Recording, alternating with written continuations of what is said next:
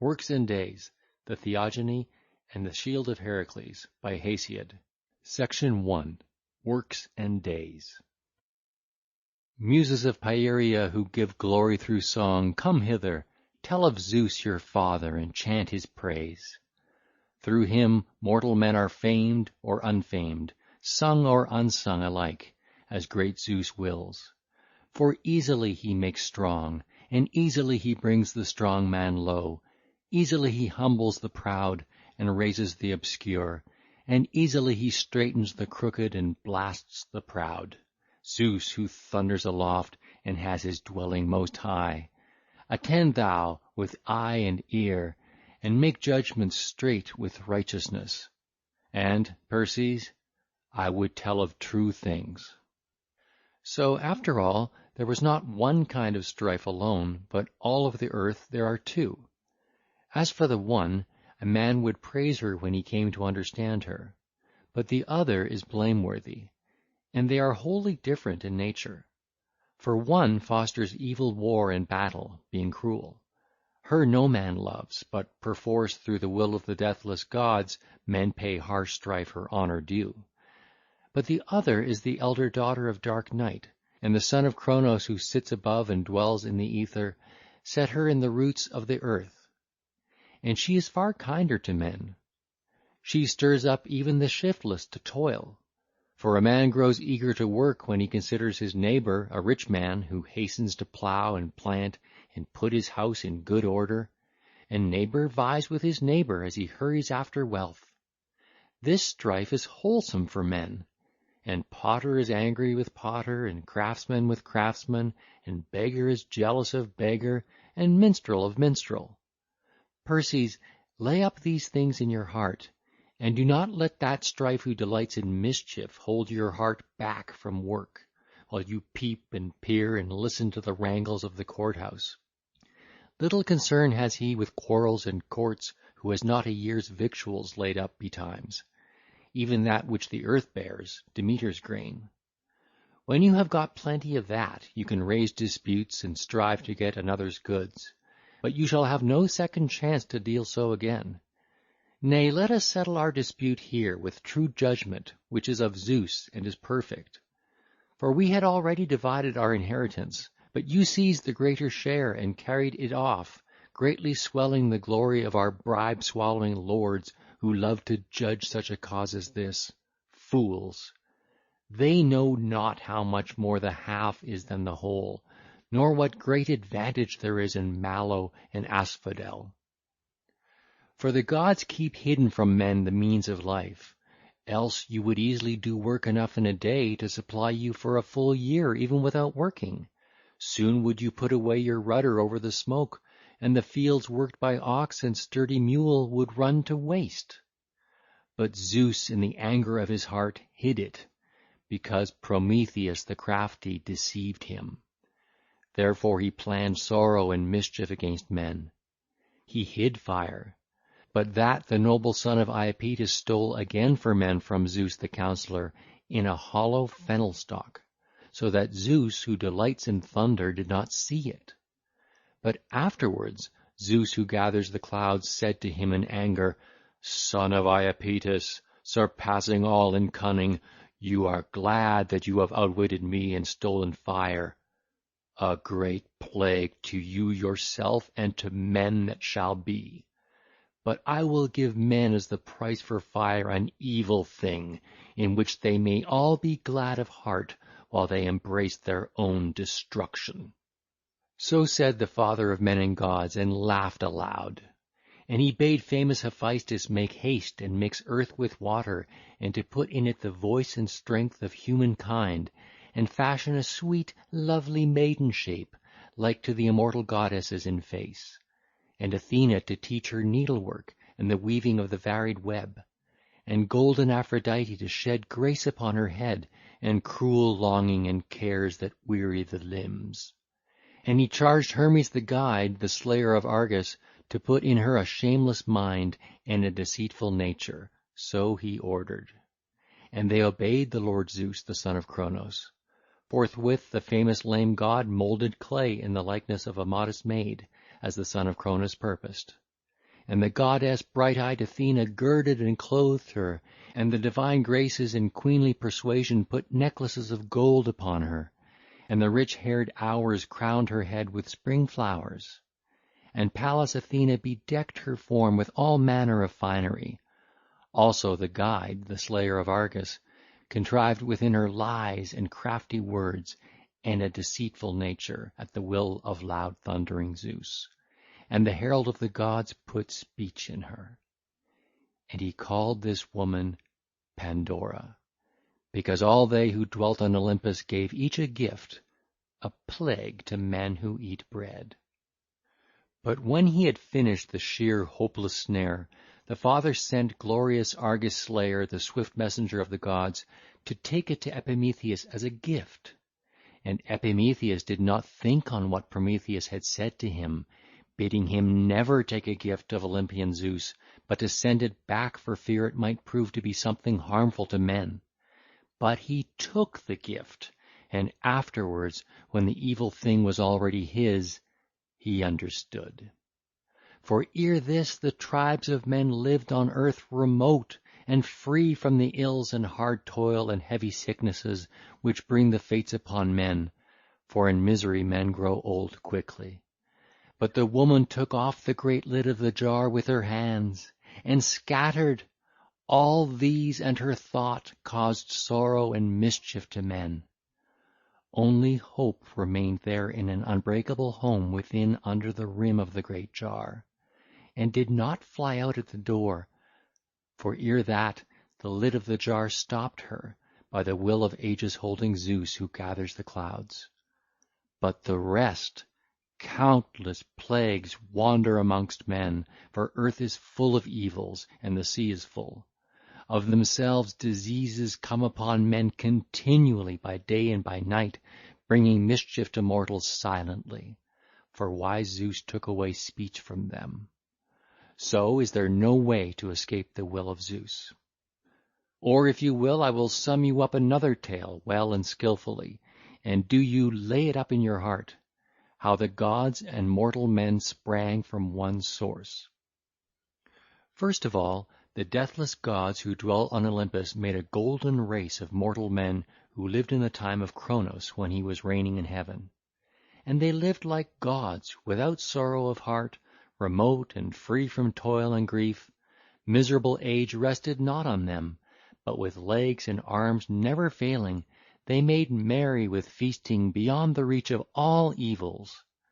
When they died, it was as though they were overcome with sleep, and they had all good things, for the fruitful earth unforced bare them fruit abundantly and without stint. They dwelt in ease and peace upon their lands with many good things, rich in flocks and loved by the blessed gods. But after the earth had covered this generation, they are called pure spirits, dwelling on the earth, and are kindly, delivering from harm, and guardians of mortal men, for they roam everywhere over the earth, clothed in mist, and keep watch on judgments and cruel deeds, givers of wealth, for this royal right also they received. Then they who dwell on Olympus made a second generation, which was of silver, and less noble by far. It was like the golden race neither in body nor in spirit. A child was brought up at his good mother's side 100 years, an utter simpleton, playing childishly in his own home.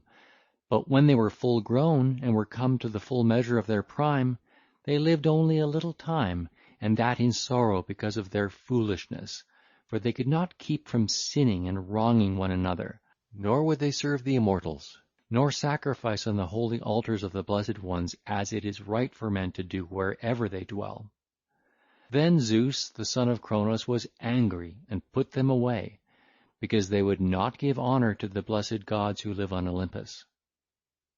But when earth had covered this generation also, they are called blessed spirits of the underworld by men, and though they are of second order, yet honour attends them also. Zeus the father made a third generation of mortal men, a brazen race sprung from ash trees, and it was in no way equal to the Silver Age, but was terrible and strong. They loved the lamentable works of Ares and deeds of violence. They ate no bread, but were hard of heart, like adamant fearful men. Great was their strength, and unconquerable the arms which grew from their shoulders on their strong limbs. Their armour was of bronze, and their houses of bronze, and of bronze were their implements. There was no black iron. These were destroyed by their own hands, and passed to the dank house of chill Hades, and left no name. Terrible though they were, black death seized them, and they left the bright light of the sun. But when earth had covered this generation also, Zeus the son of Cronos made yet another, the fourth, upon the fruitful earth, which was nobler and more righteous, a godlike race of hero men who are called demigods, the race before our own, throughout the boundless earth. Grim war and dread battle destroyed a part of them, some in the land of Cadmus at seven-gated Thebes, when they fought for the flocks of Oedipus, and some when it had brought them in ships over the great sea-gulf to Troy, for rich-haired Helen's sake. There death's end enshrouded a part of them. But to the others Father Zeus the son of Cronos gave a living, and an abode apart from men, and made them dwell at the ends of earth. And they live untouched by sorrow in the islands of the blessed along the shore of deep-swirling ocean, happy heroes, for whom the grain-giving earth bears honey-sweet fruit, flourishing thrice a year, far from the deathless gods, and Cronos rules over them, for the Father of men and gods released him from his bonds. And these last equally have honour and glory. And again, far-seeing Zeus made yet another generation, the fifth, of men, who are upon the bounteous earth. Thereafter, would that I were not among the men of the fifth generation, but either had died before or been born afterwards. For now truly is a race of iron, and men never rest from labour and sorrow by day, and from perishing by night. And the gods shall lay sore trouble upon them. But, notwithstanding, even these shall have some good mingled with their evils, and Zeus will destroy this race of mortal men also, when they come to have grey hair on the temples at their birth. The father will not agree with his children, nor the children with their father, nor guest with his host, nor comrade with comrade, nor will brother be dear to brother as aforetime. Men will dishonour their parents as they grow quickly old, and will carp at them, chiding them with bitter words. Hard-hearted they, not knowing the fear of the gods. They will not repay their aged parents the cost of their nurture, for might shall be their right, and one man will sack another's city. There will be no favour for the man who keeps his oath, or for the just, or for the good, but rather men will praise the evildoer and his violent dealing. Strength will be right, and reverence will cease to be, and the wicked will hurt the worthy man, speaking false words against him, and will swear an oath upon them. Envy, foul-mouthed, delighting in evil, with scowling face, will go along with wretched men one and all. And then Idos and Nemesis, with their sweet forms wrapped in white robes, will go from the wide-pathed earth, and forsake mankind, to join the company of the deathless gods. And bitter sorrows will be left for mortal men, and there will be no help against evil. And now I will tell a fable for princes who themselves understand. Thus said the hawk to the nightingale with speckled neck, while he carried her high up among the clouds, gripped fast in his talons. And she, pierced by his crooked talons, cried pitifully. To her he spoke disdainfully. Miserable thing, why do you cry out? One far stronger than you now holds you fast, and you must go wherever I take you, songstress as you are. And if I please, I will make my meal of you, or let you go. He is a fool who tries to withstand the stronger, for he does not get the mastery, and suffers pain besides his shame. So said the swiftly flying hawk, the long-winged bird. But you, Perses, listen to right, and do not foster violence, for violence is bad for a poor man. Even the prosperous cannot easily bear its burden, but is weighed down under it when he has fallen into delusion. The better path is to go by on the other side towards justice. For justice beats outrage when she comes at length to the end of the race. But only when he has suffered does the fool learn this. For oath keeps pace with wrong judgments. There is a noise when justice is being dragged in the way where those who devour bribes and give sentence with crooked judgments take her. And she, wrapped in mist, follows to the city and haunts of the people, weeping and bringing mischief to men, even to such as have driven her forth in that they did not deal straightly with her.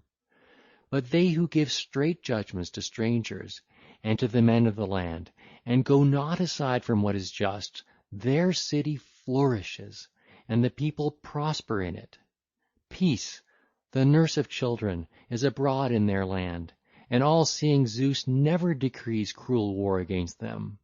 Neither famine nor disaster ever haunt men who do true justice, but light-heartedly they tend the fields which are all their care. The earth bears them victual in plenty, and on the mountains the oak bears acorns upon the top, and bees in the midst. Their woolly sheep are laden with fleeces, their women bear children like their parents. They flourish continually with good things, and do not travel on ships, for the grain-giving earth bears them fruit. But for those who practice violence and cruel deeds, far-seeing Zeus, the son of Cronos, ordains a punishment. Often even a whole city suffers for a bad man who sins and devises presumptuous deeds, and the son of Cronos lays great trouble upon the people, famine and plague together, so that the men perish away, and their women do not bear children, and their houses become few, through the contriving of Olympian Zeus. And again at another time the son of Cronos either destroys their wide army, or their walls, or else makes an end of their ships on the sea. You princes mark well this punishment, you also, for the deathless gods are near among men, and mark all those who oppress their fellows with crooked judgments, and heed not the anger of the gods. For upon the bounteous earth Zeus has thrice 10,000 spirits, watchers of mortal men, and these keep watch on judgments and deeds of wrong, as they roam, clothed in mist, all over the earth. And there is virgin Justice, the daughter of Zeus, who is honoured and reverenced among the gods who dwell on Olympus, and whenever anyone hurts her with lying slander, she sits beside her father, Zeus the son of Cronos, and tells him of men's wicked heart, until the people pay for the mad folly of their princes, who, evilly minded, pervert judgment, and give sentence crookedly. Keep watch against this, you princes, and make straight your judgments, you who devour bribes. Put crooked judgments altogether from your thoughts. He does mischief to himself who does mischief to another, and evil planned harms the plotter most. The eye of Zeus, seeing all and understanding all, beholds these things too, if so he will, and fails not to mark what sort of justice is this that the city keeps within it. Now therefore may neither I myself be righteous among men nor my son, for then it is a bad thing to be righteous, if indeed the unrighteous shall have the greater right. But I think that all-wise Zeus will not yet bring that to pass. But you, Perses, lay up these things within your heart, and listen now to right, ceasing altogether to think of violence. For the son of Cronos has ordained this law for men, that fishes and beasts and winged fowls should devour one another, for right is not in them. But to mankind he gave right, which proves far the best. For whoever knows the right and is ready to speak it, far-seeing Zeus gives him prosperity. But whoever deliberately lies in his witness and forswears himself, and so hurts justice and sins beyond repair, that man's generation is left obscure thereafter. But the generation of the man who swears truly is better thenceforward. To you, foolish Perses, I will speak good sense. Badness can be got easily and in shoals. The road to her is smooth, and she lives very near us. But between us and goodness the gods have placed the sweat of our brows. Long and steep is the path that leads to her, and it is rough at the first. But when a man has reached the top, then is she easy to reach, though before that she was hard. That man is altogether best who considers all things himself, and marks what will be better afterwards and at the end. And he again is good who listens to a good adviser. But whoever neither thinks for himself, nor keeps in mind what another tells him, he is an unprofitable man. But do you at any rate, always remembering my charge, work, high-born Perses, that hunger may hate you, and venerable Demeter, richly crowned, may love you and fill your barn with food, for hunger is altogether a meet comrade for the sluggard. Both gods and men are angry with a man who lives idle, for in nature he is like the stingless drones who waste the labour of the bees, eating without working. But let it be your care to order your work properly, that in the right season your barns may be full of victual. Through work men grow rich in flocks and substance, and working they are much better loved by the immortals. Work is no disgrace, it is idleness which is a disgrace. But if you work, the idle will soon envy you as you grow rich, for fame and renown attend on wealth. And whatever be your lot, work is best for you, if you turn your misguided mind away from other men's property to your work, and attend to your livelihood as I bid you. An evil shame is the needy man's companion, shame which both greatly harms and prospers men. Shame is with poverty, but confidence with wealth. Wealth should not be seized. God-given wealth is much better. For if a man takes great wealth violently and perforce, or if he steals it through his tongue, as often happens when gain deceives men's sense and dishonour tramples down honour, the gods soon blot him out, and make that man's house low, and wealth attends him only for a little time.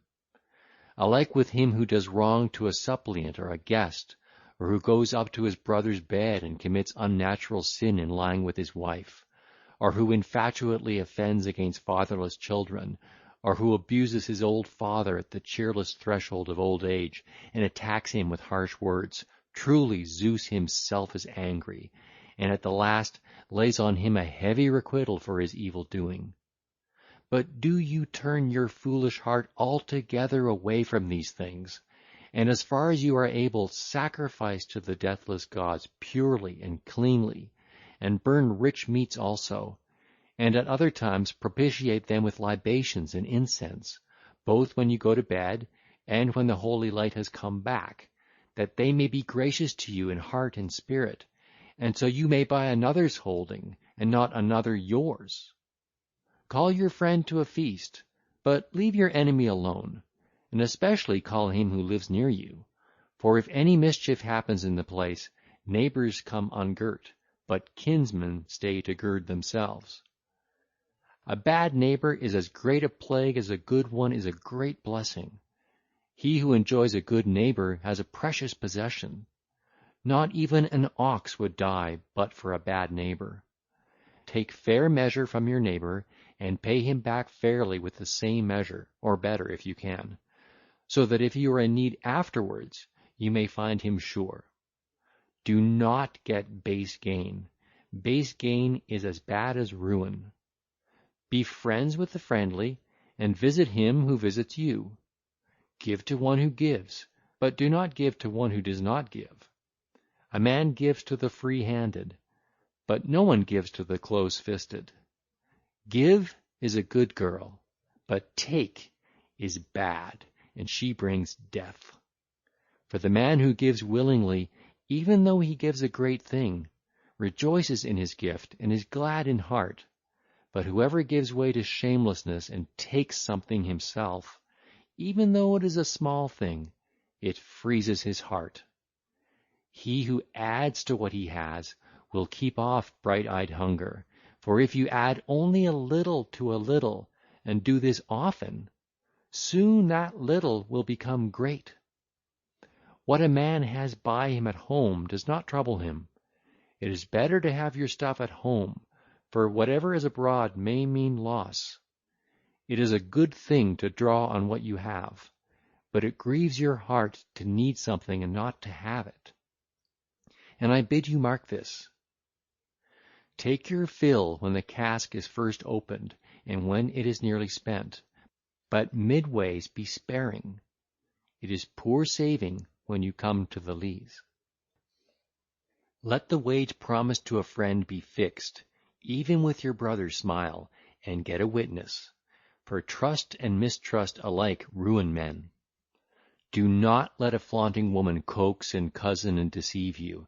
She is after your barn. The man who trusts womankind trusts deceivers. There should be an only son to feed his father's house, for so wealth will increase in the home. But if you leave a second son, you should die old.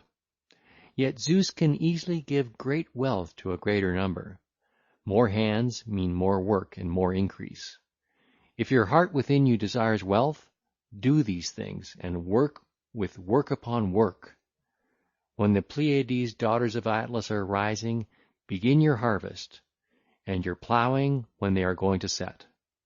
40 nights and days they are hidden, and appear again as the year moves round, when you first sharpen your sickle. This is the law of the plains, and of those who live near the sea, and who inhabit rich country, the glens and hollows far from the tossing sea. Strip to sow, and strip to plow, and strip to reap, if you wish to get in all Demeter's fruits in due season, and that each kind may grow in its season. Else afterwards you may chance to be in want, and go begging to other men's houses, but without avail, as you have already come to me. But I will give you no more, nor give you further measure. Foolish Perses! Work the work which the gods ordained for men, lest in bitter anguish of spirit you with your wife and children seek your livelihood amongst your neighbours, and they do not heed you. 2 or 3 times, maybe, you will succeed, but if you trouble them further, it will not avail you, and all your talk will be in vain, and your word play unprofitable. Nay, I bid you find a way to pay your debts and avoid hunger. First of all, get a house, and a woman, and an ox for the plough, a slave woman and not a wife to follow the oxen as well, and make everything ready at home, so that you may not have to ask of another, and he refuse you, and so because you are in lack the season pass by and your work come to nothing. Do not put your work off till tomorrow and the day after, for a sluggish worker does not fill his barn, nor one who puts off his work. Industry makes work go well, but a man who puts off work is always at hand grips with ruin. When the piercing power and sultry heat of the sun abate, and almighty Zeus sends the autumn rains, and men's flesh comes to feel far easier, for then the star Sirius passes over the heads of men, who are born to misery, only a little while by day, and takes greater share of night. Then, when it showers its leaves to the ground and stops sprouting, the wood you cut with your axe is least liable to worm. Then remember to hew your timber. It is the season for that work. Cut a mortar 3 feet wide, and a pestle 3 cubits long, and an axle of 7 feet, for it will do very well so. But if you make it 8 feet long, you can cut a beetle from it as well. Cut a felloe 3 spans across for a wagon of 10 palms width. Hew also many bent timbers, and bring home a plough tree when you have found it, and look out on the mountain or in the field for one of holm oak, for this is the strongest for oxen to plough with, when one of Athena's handmen has fixed in the share-beam and fastened it to the pole with dowels. Get 2 ploughs ready, and work on them at home, one all of a piece, and the other jointed. It is far better to do this, for if you should break one of them, you can put the ox into the other. Poles of laurel or elm are most free from worms, and a share-beam of oak and a plough tree of holm oak. Get 2 oxen, bulls of 9 years, for their strength is unspent, and they are in the prime of their age. They are best for work. They will not fight in the furrow and break the plough, and then leave the work undone. Let a brisk fellow of 40 years follow them, with a loaf of 4 quarters and 8 slices for his dinner, one who will attend to his work and drive a straight furrow, and is past the age for gaping after his fellows, but will keep his mind on his work. No younger man will be better than he at scattering the seed and avoiding double sowing, for a man less staid gets disturbed, hankering after his fellows. Mark when you hear the voice of the crane, who cries year by year from the clouds above, for she gives the signal for plowing, and shows the season of rainy winter, but she vexes the heart of the man who has no oxen. Then is the time to feed up your horned oxen in the byre, for it is easy to say, "Give me a yoke of oxen and a wagon," and it is easy to refuse, "I have work for my oxen." The man who is rich in fancy thinks his wagon as good as built already. The fool! He does not know that there are 100 timbers to a wagon. Take care to lay these up beforehand at home. So soon as the time for plowing is proclaimed to men, then make haste, you and your slaves alike, in wet and in dry, to plow in the season for plowing, and bestir yourself early in the morning so that your fields may be full. Plow in the spring, but fallow broken up in the summer will not belie your hopes. Sow fallow land when the soil is still getting light. Fallow land is a defender from harm and a soother of children. Pray to Zeus of the earth and to pure Demeter to make Demeter's holy grain sound and heavy, when first you begin plowing, when you hold in your hand the end of the plow tail and bring down your stick on the backs of the oxen as they draw on the pole bar by the yoke straps. Let a slave follow a little behind with a mattock and make trouble for the birds by hiding the seed. For good management is the best for mortal men, as bad management is the worst. In this way your corn ears will bow to the ground with fullness, if the Olympian himself gives a good result at the last. And you will sweep the cobwebs from your bins, and you will be glad, I think, as you take of your garnered substance. And so you will have plenty till you come to grey springtime, and will not look wistfully to others, but another shall be in need of your help. But if you plough the good ground at the solstice, you will reap sitting, grasping a thin crop in your hand, binding the sheaves awry, dust-covered, not glad at all. So you will bring all home in a basket, and not many will admire you. Yet the will of Zeus who holds the aegis is different at different times, and it is hard for mortal men to tell it. For if you should plough late, you may find this remedy. When the cuckoo first calls in the leaves of the oak, and makes men glad all over the boundless earth, if Zeus should send rain on the 3rd day, and not cease until it rises neither above an ox's hoof, nor falls short of it, then the late plower will vie with the early. Keep all this well in mind, and fail not to mark grey spring as it comes and the season of rain. Pass by the smithy and its crowded lounge in winter time, when the cold keeps men from field work. For then an industrious man can greatly prosper his house, lest bitter winter catch you helpless and poor, and you chafe a swollen foot with a shrunk hand. The idle man who waits on empty hope, lacking a livelihood, lays to heart mischief-making. It is not a wholesome hope that accompanies a needy man who lolls at ease while he has no sure livelihood. While it is yet midsummer, command your slaves, it will not always be summer, build barns. Avoid the month Lenaeon, wretched days, all of them fit to skin an ox, and the frosts which are cruel when Boreas blows over the earth. He blows across horse-breeding Thrace upon the wide sea, and stirs it up, while earth and the forest howl. On many a high-leafed oak and thick pine he falls, and brings them to the bounteous earth in mountain glens. Then all the immense wood roars, and the beasts shudder and put their tails between their legs, even those whose hide is covered with fur. For with his bitter blast he blows even through them, although they are shaggy-breasted. He goes even through an ox's hide, it does not stop him. Also he blows through the goat's fine hair. But through the fleeces of sheep, because their wool is abundant, the keen wind Boreas pierces not at all, but it makes the old man curved as a wheel.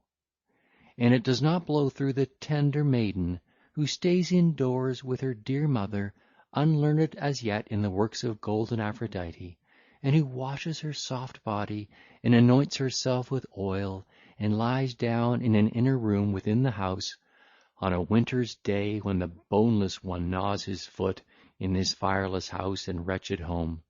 For the sun shows him no pastures to make for, but goes to and fro over the land and city of dusky men, and shines more sluggishly upon the whole race of the Hellenes. Then the horned and unhorned denizens of the wood, with teeth chattering pitifully, flee through the copses and glades, and all, as they seek shelter, have this one care, to gain thick coverts or some hollow rock.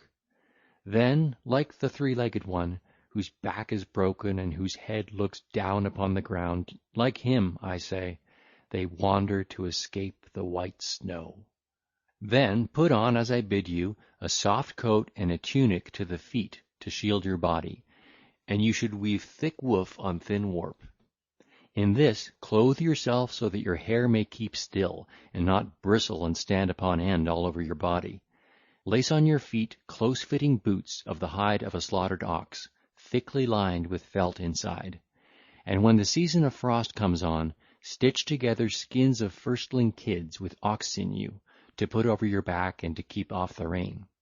On your head above wear a shaped cap of felt to keep your ears from getting wet, for the dawn is chill when Boreas has once made his onslaught, and at dawn a fruitful mist is spread over the earth from starry heaven upon the fields of blessed men. It is drawn from the ever-flowing rivers, and is raised high above the earth by windstorm, and sometimes it turns to rain towards evening, and sometimes to wind when Thracian Boreas huddles the thick clouds. Finish your work, and return home ahead of him, and do not let the dark cloud from heaven wrap round you and make your body clammy and soak your clothes. Avoid it, for this is the hardest month, wintry, hard for sheep and hard for men. In this season let your oxen have half their usual food, but let your man have more, for the helpful nights are long.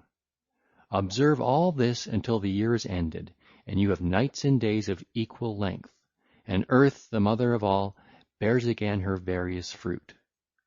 When Zeus has finished 60 wintry days after the solstice, then the star Arcturus leaves the holy stream of ocean, and first rises brilliant at dusk. After him the shrilly wailing daughter of Pandion the swallow appears to men when spring is just beginning. Before she comes, prune the vines, for it is best so. But when the house-carrier climbs up the plants from the earth to escape the Pleiades, then it is no longer the season for digging vineyards, but to whet your sickles and rouse up your slaves. Avoid shady seats and sleeping until dawn in the harvest season, when the sun scorches the body. Then be busy and bring home your fruits, getting up early to make your livelihood sure. For dawn takes away a third part of your work. Dawn advances a man on his journey and advances him in his work. Dawn which appears and sets many men on their road, and puts yokes on many oxen. But when the artichoke flowers, and the chirping grasshopper sits in a tree and pours down his shrill song continually from under his wings in the season of wearisome heat, then goats are plumpest and wine sweetest, women are most wanton, but men are feeblest, because Sirius parches head and knees, and the skin is dry through heat. But at that time let me have a shady rock and wine of Byblos, a clot of curds and milk of drained goats, with the flesh of a heifer fed in the woods, that is never calved, and of firstling kids. Then also let me drink bright wine, sitting in the shade, when my heart is satisfied with food, and so, turning my head to face the fresh zephyr, from the ever-flowing spring which pours down unfouled, thrice pour an offering of water, but make a fourth libation of wine. Set your slaves to winnow Demeter's holy grain when strong Orion first appears, on a smooth threshing floor in an airy place. Then measure it and store it in jars. And so soon as you have safely stored all your stuff indoors, I bid you put your bondman out of doors and seek out a servant girl with no children. For a servant with a child to nurse is troublesome. And look after the dog with jagged teeth. Do not grudge him his food, or sometime the day sleeper may take your stuff. Bring in fodder and litter so as to have enough for your oxen and mules. After that, let your men rest their poor knees and unyoke your pair of oxen. But when Orion and Sirius are come into mid-heaven, and rosy-fingered dawn sees Arcturus, then cut off all the grape clusters, Perses, and bring them home. Show them to the sun 10 days and 10 nights, then cover them over for 5, and on the 6th day draw off into vessels the gifts of joyful Dionysus. But when the Pleiades and Hyades and strong Orion begin to set, then remember to plough in season, and so the completed year will fitly pass beneath the earth. But if desire for uncomfortable seafaring seize you when the Pleiades plunge into the misty sea to escape Orion's rude strength, then truly gales of all kinds rage. Then keep ships no longer on the sparkling sea, but be sure to till the land as I bid you. Haul up your ship upon the land, and pack it closely with stones all round to keep off the power of the winds which blow damply, and draw out the bilge plug so that the rain of heaven may not rot it. Put away all the tackle and fittings in your house, and stow the wings of the sea-going ship neatly, and hang up the well-shaped rudder over the smoke. You yourself wait until the season for sailing is come, and then haul your swift ship down to the sea and stow a convenient cargo in it, so that you may bring home profit, even as your father and mine, foolish Perses, used to sail on shipboard because he lacked sufficient livelihood. And one day he came to this very place, crossing over a great stretch of sea. He left Aeolian Cyme and fled, not from riches and substance, but from wretched poverty which Zeus lays upon men, and he settled near Helicon in a miserable hamlet, Ascra, which is bad in winter, sultry in summer, and good at no time. But you, Perses, remember all works in their season, but sailing especially. Admire a small ship, but put your freight in a large one, for the greater the lading, the greater will be your piled gain, if only the winds will keep back their harmful gales. If ever you turn your misguided heart to trading, and wish to escape from debt and joyless hunger, I will show you the measures of the loud roaring sea, though I have no skill in seafaring nor in ships. For never yet have I sailed by ship over the wide sea, but only to Euboea from Aulis, where the Achaeans once stayed through much storm, when they had gathered a great host from divine Hellas for Troy, the land of fair women. Then I crossed over to Chalcis, to the games of wise Amphidamas, where the sons of the great-hearted hero proclaimed and appointed prizes. And there I boast that I gained the victory with a song, and carried off a handled tripod, which I dedicated to the muses of Helicon, in the place where they first set me in the way of clear song. Such is all my experience of many pagan ships. Nevertheless, I will tell you the will of Zeus who holds the ages, for the muses have taught me to sing in marvellous song. 50 days after the solstice, when the season of wearisome heat is come to an end, is the right time for men to go sailing. Then you will not wreck your ship, nor will the sea destroy the sailors, unless Poseidon the earth-shaker be set upon it, or Zeus, the king of the deathless gods, wish to slay them. For the issues of good and evil alike are with them. At that time the winds are steady, and the sea is harmless. Then trust in the winds without care, and haul your swift ship down to the sea, and put all the freight on board. But make all haste you can to return home again, and do not wait till the time of the new wine and autumn rain, and oncoming storms, with the fierce gales of Notus, who accompanies the heavy autumn rain of Zeus, and stirs up the sea and makes the deep dangerous. Another time for men to go sailing is in spring, when a man first sees leaves on the topmost shoot of a fig tree as large as the footprint that a crow makes. Then the sea is passable, and this is the spring sailing time. For my part, I do not praise it, for my heart does not like it. Such a sailing is snatched, and you will hardly avoid mischief. Yet in their ignorance men do even this, for wealth means life to poor mortals. But it is fearful to die among the waves. But I bid you consider all these things in your heart, as I say. Do not put all your goods in hollow ships. Leave the greater part behind, and put the lesser part on board. For it is a bad business to meet with disaster among the waves of the sea, as it is bad if you put too great a load on your wagon and break the axle, and your goods are spoiled. Observe due measure, and proportion is best in all things. Bring home a wife to your house when you are of the right age, while you are not far short of 30 years, nor much above. This is the right age for marriage.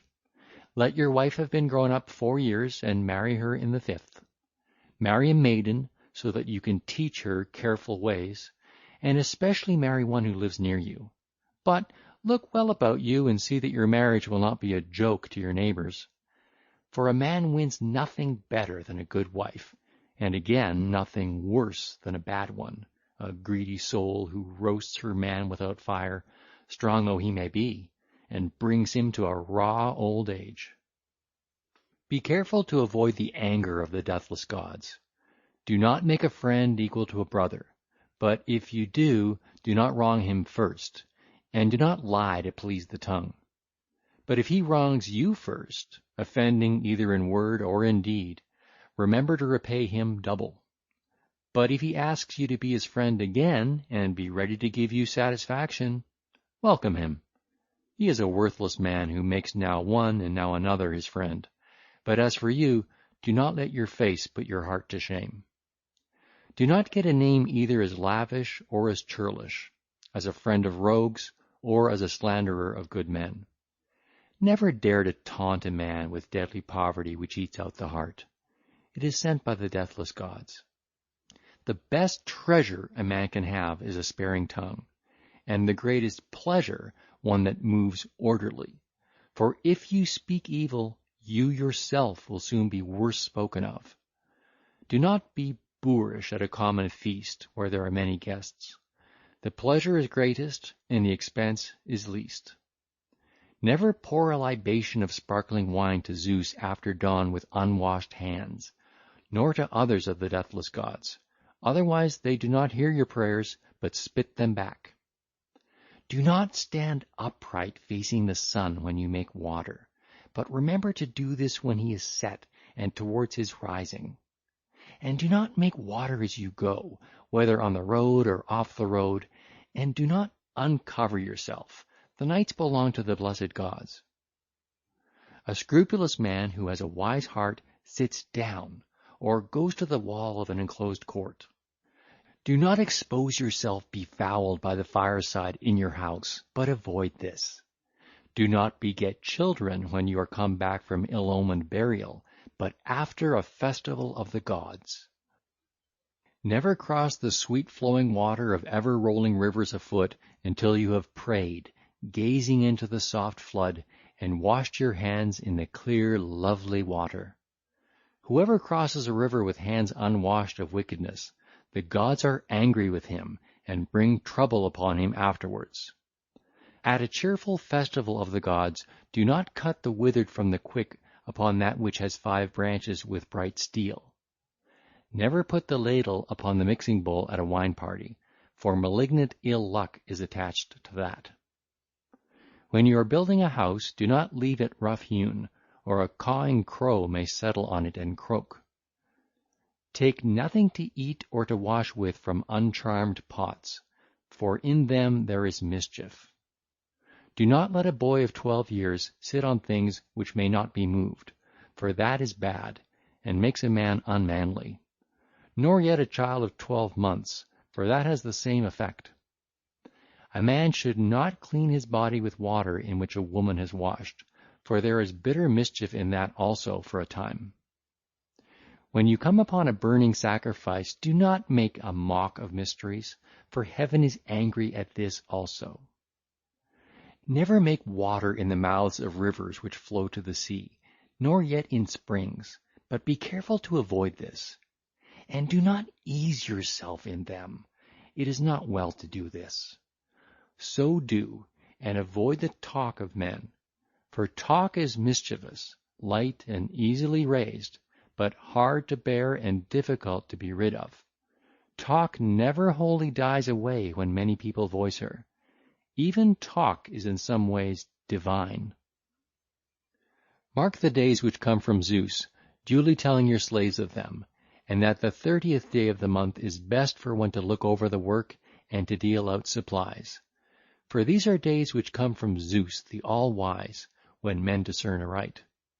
To begin with, the 1st, the 4th, and the 7th, on which Leto bore Apollo with the plate of gold, each is a holy day. The 8th and the 9th, 2 days at least of the waxing month, are especially good for the works of man.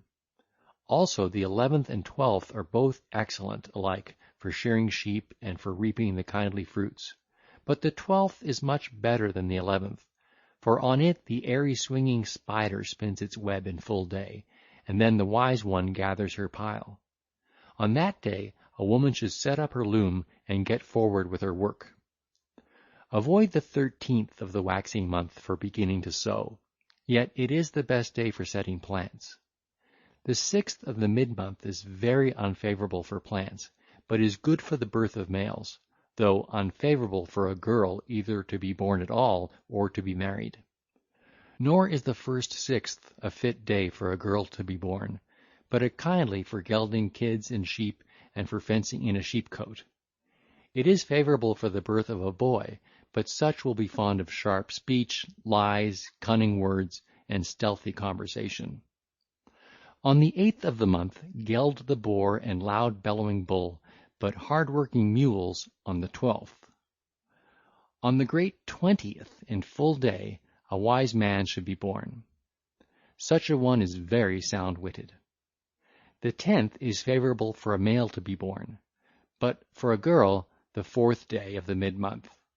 On that day tame sheep and shambling, horned oxen, and the sharp-fanged dog and hardy mules to the touch of the hand.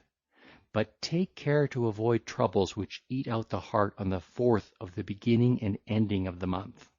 It is a day very fraught with fate. On the 4th of the month bring home your bride, but choose the omens which are best for this business. Avoid 5th days. They are unkindly and terrible. On a 5th, they say, the Erinyes assisted at the birth of Horcus, oath, whom Eris, strife, bore to trouble the forsworn. Look about you very carefully, and throw out Demeter's holy grain upon the well-rolled threshing floor on the 7th of the mid-month. Let the woodman cut beams for house-building and plenty of ship's timbers, such as are suitable for ships. On the 4th day begin to build narrow ships. The 9th of the mid-month improves towards evening, but the 1st 9th of all is quite harmless for men. It is a good day on which to beget or to be born both for a male and a female. It is never a wholly evil day. Again, few know that the 27th of the month is best for opening a wine jar, and putting yokes on the necks of oxen and mules and swift-footed horses, and for hauling a swift ship of many thwarts down to the sparkling sea.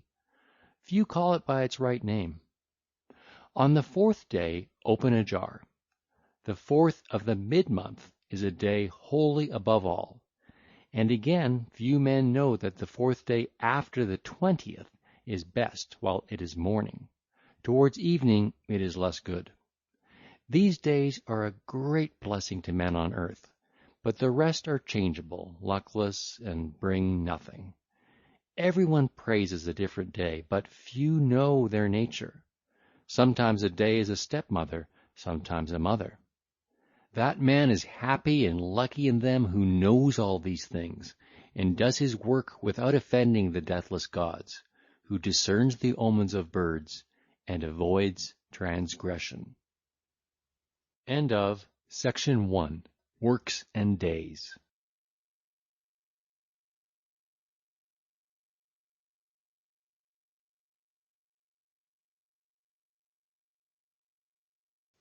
Section 2.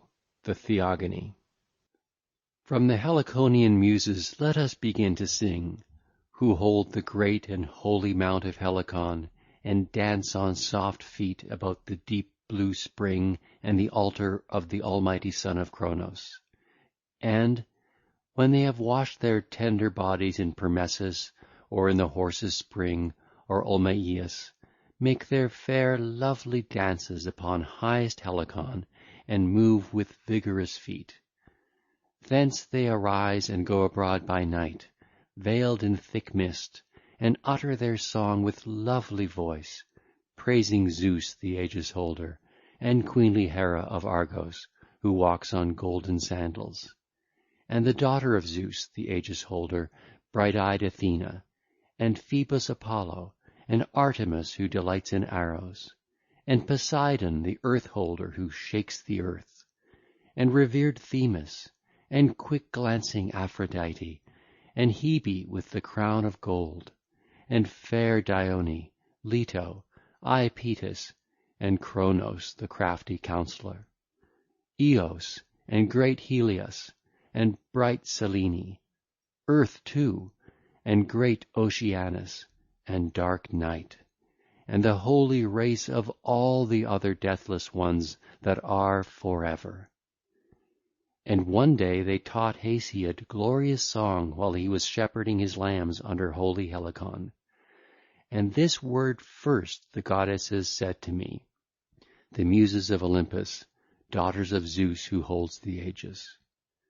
Shepherds of the wilderness, wretched things of shame, mere bellies, we know how to speak many false things as though they were true, but we know, when we will, to utter true things.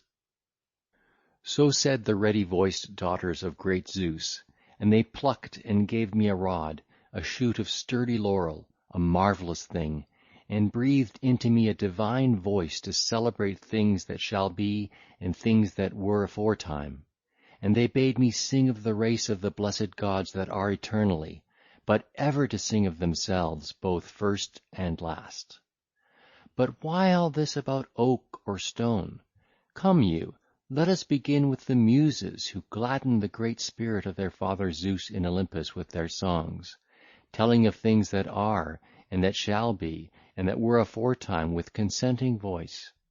Unwearying flows the sweet sound from their lips, and the house of their father Zeus, the loud thunderer, is glad at the lily-like voice of the goddesses as it spreads abroad.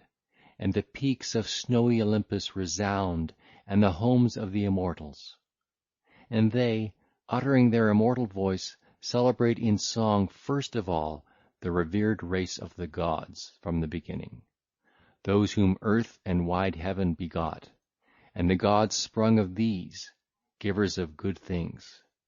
Then next the goddesses sing of Zeus, the father of gods and men, as they begin and end their strain, how much he is the most excellent among the gods and supreme in power. And again they chant the race of men and strong giants, and gladden the heart of Zeus within Olympus, the Olympian muses, daughters of Zeus the aegis holder. Them in Pieria did Mnemosyne memory, who reigns over the hills of Eleuther, bear of union with the father, the son of Cronos, a forgetting of ills and a rest from sorrow. For 9 nights did wise Zeus lie with her, entering her holy bed remote from the immortals. And when a year was past, and the seasons came round as the months waned, and many days were accomplished, she bore 9 daughters, all of one mind, whose hearts are set upon song, and whose spirit is free from care, a little way from the topmost peak of snowy Olympus. There are their bright dancing places and beautiful homes, and beside them the Graces and Chimeras, desire, live in delight. And they, uttering through their lips a lovely voice, sing the laws of all and the goodly ways of the immortals, uttering their lovely voice. Then went they to Olympus, delighting in their sweet voice, with heavenly song, and the dark earth resounded about them as they chanted, and a lovely sound rose up beneath their feet as they went to their father.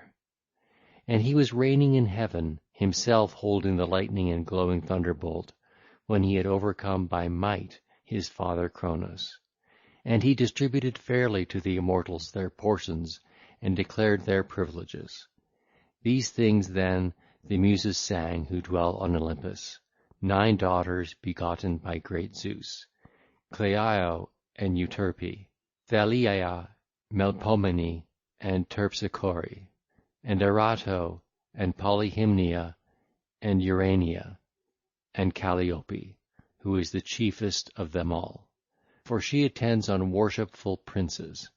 Whomever of heaven-nourished princes the daughters of great Zeus honour and behold at his birth, they pour sweet dew upon his tongue, and from his lips flow gracious words.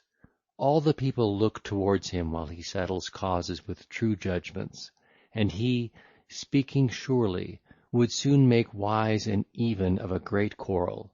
For therefore are their princes wise in heart, because when the people are being misguided in their assembly, they set right the matter again with ease, persuading them with gentle words, and, when he passes through a gathering, they greet him as a god with gentle reverence, and he is conspicuous amongst the assembled. Such is the holy gift of the Muses to men, for it is through the Muses and far-shooting Apollo that there are singers and harpers upon the earth. But princes are of Zeus, and happy is he whom the Muses love. Sweet flows speech from his mouth, for although a man has sorrow and grief in his newly troubled soul, and lives in dread because his heart is distressed, yet when a singer, the servant of the Muses, chants the glorious deeds of men of old and the blessed gods who inhabit Olympus, at once he forgets his heaviness, and remembers not his sorrows at all, but the gifts of the goddesses soon turn him away from these. Hail, children of Zeus! Grant lovely song, and celebrate the holy race of the deathless gods who are forever. Those that were born of earth and starry heaven, and gloomy night, and them that briny sea did rear. Tell how at the first gods and earth came to be, and rivers, and the boundless sea with its raging swell, and the gleaming stars, and the wide heaven above, and the gods who were born of them, givers of good things, and how they divided their wealth, and how they shared their honours amongst them, and also how at the first they took many-folded Olympus. These things declare to me from the beginning, you Muses who dwell in the house of Olympus, and tell me which of them first came to be. In truth, at first chaos came to be, but next wide-bosomed earth, the ever-sure foundation of all the deathless ones who hold the peaks of snowy Olympus and dim Tartarus in the depth of the wide-pathed earth. And Eros, love, fairest among the deathless gods, who unnerves the limbs and overcomes the mind and wise counsels of all gods and all men within them. From Chaos came forth Erebus and Black Night, but of Night were born Ether and Day, whom she conceived and bore from union in love with Erebus. And Earth first bore starry Heaven, equal to herself, to cover her on every side, and to be an ever-sure abiding place for the blessed gods. And she brought forth long hills, graceful haunts of the goddess nymphs who dwell amongst the glens of the hills. She bore also the fruitless deep with his raging swell, Pontus, without sweet union of love. But afterwards she lay with heaven, and bore deep swirling Oceanus, Coeus and Crius and Hyperion and Iapetus, Theia and Rhea, Themis and Mnemosyne, and gold-crowned Phoebe, and lovely Tethys. After them was born Cronos, the wily, youngest and most terrible of her children, and he hated his lusty sire. And again she bore the Cyclops, overbearing in spirit, Brontes and Stereopes, and stubborn-hearted Arges, who gave Zeus the thunder and made the thunderbolt. In all else they were like the gods, but one eye only was set in the midst of their foreheads, and they were surnamed Cyclops, orb-eyed, because one orbed eye was set in their foreheads. Strength and might and craft were in their works. And again 3 other sons were born of earth and heaven, great and doughty beyond telling, Cottus and Briareos and Gyes, presumptuous children. From their shoulders sprang 100 arms, not to be approached, and 50 heads grew from the shoulders upon the strong limbs of each, and irresistible was the stubborn strength that was in their great forms. For of all the children that were born of earth and heaven, these were the most terrible, and they were hated by their own father from the first. And he used to hide them all away in a secret place of earth so soon as each was born, and would not suffer them to come up into the light. And heaven rejoiced in his evil doing. But vast earth groaned within, being straitened, and she thought a crafty and an evil wile. Forthwith she made the element of grey flint, and shaped a great sickle, and told her plan to her dear sons. And she spoke, cheering them, while she was vexed in her dear heart. My children, gotten of a sinful father, if you will obey me, we should punish the vile outrage of your father, for he first thought of doing shameful things. So she said, but fear seized them all, and none of them uttered a word. But great Cronos, the wily, took courage and answered his dear mother, Mother, I will undertake to do this deed, for I reverence not our father of evil name, for he first thought of doing shameful things. So he said, and vast earth rejoiced greatly in spirit, and set and hid him in an ambush, and put in his hands a jagged sickle, and revealed to him the whole plot. And heaven came, bringing on night and longing for love, and he lay about earth, spreading himself full upon her. Then the sun from his ambush stretched forth his left hand, and in his right took the great long sickle with jagged teeth, and swiftly lopped off his own father's members, and cast them away to fall behind him. And not vainly did they fall from his hand, for all the bloody drops that gushed forth earth received. And as the seasons moved round, she bore the strong Erinyes and the great giants with gleaming armour, holding long spears in their hands, and the nymphs whom they call Meliae, all over the boundless earth. And so soon as he had cut off the members with flint and cast them from the land into the surging sea, they were swept away over the main a long time, and a white foam spread around them from the immortal flesh, and in it there grew a maiden. First she drew near holy Cythera, and from there afterwards she came to sea-girt Cyprus, and came forth an awful and lovely goddess, and grass grew up about her beneath her shapely feet. Her gods and men call Aphrodite, and the foam-born goddess and rich-crowned Cytherea, because she grew amid the foam, and Cytherea because she reached Cythera, and Cyprogenes because she was born in billowy Cyprus, and Philommedes because she sprang from the members, and with her went Eros, and comely Desire followed her at her birth, and at the first, and as she went into the assembly of the gods. This honour she has from the beginning, and this is the portion allotted to her amongst men and undying gods, the whisperings of maidens, and smiles and deceits with sweet delight, and love and graciousness. But these sons whom he begot, himself great Heaven used to call Titans, strainers, in reproach. For he said that they strained and did presumptuously a fearful deed, and that vengeance for it would come afterwards.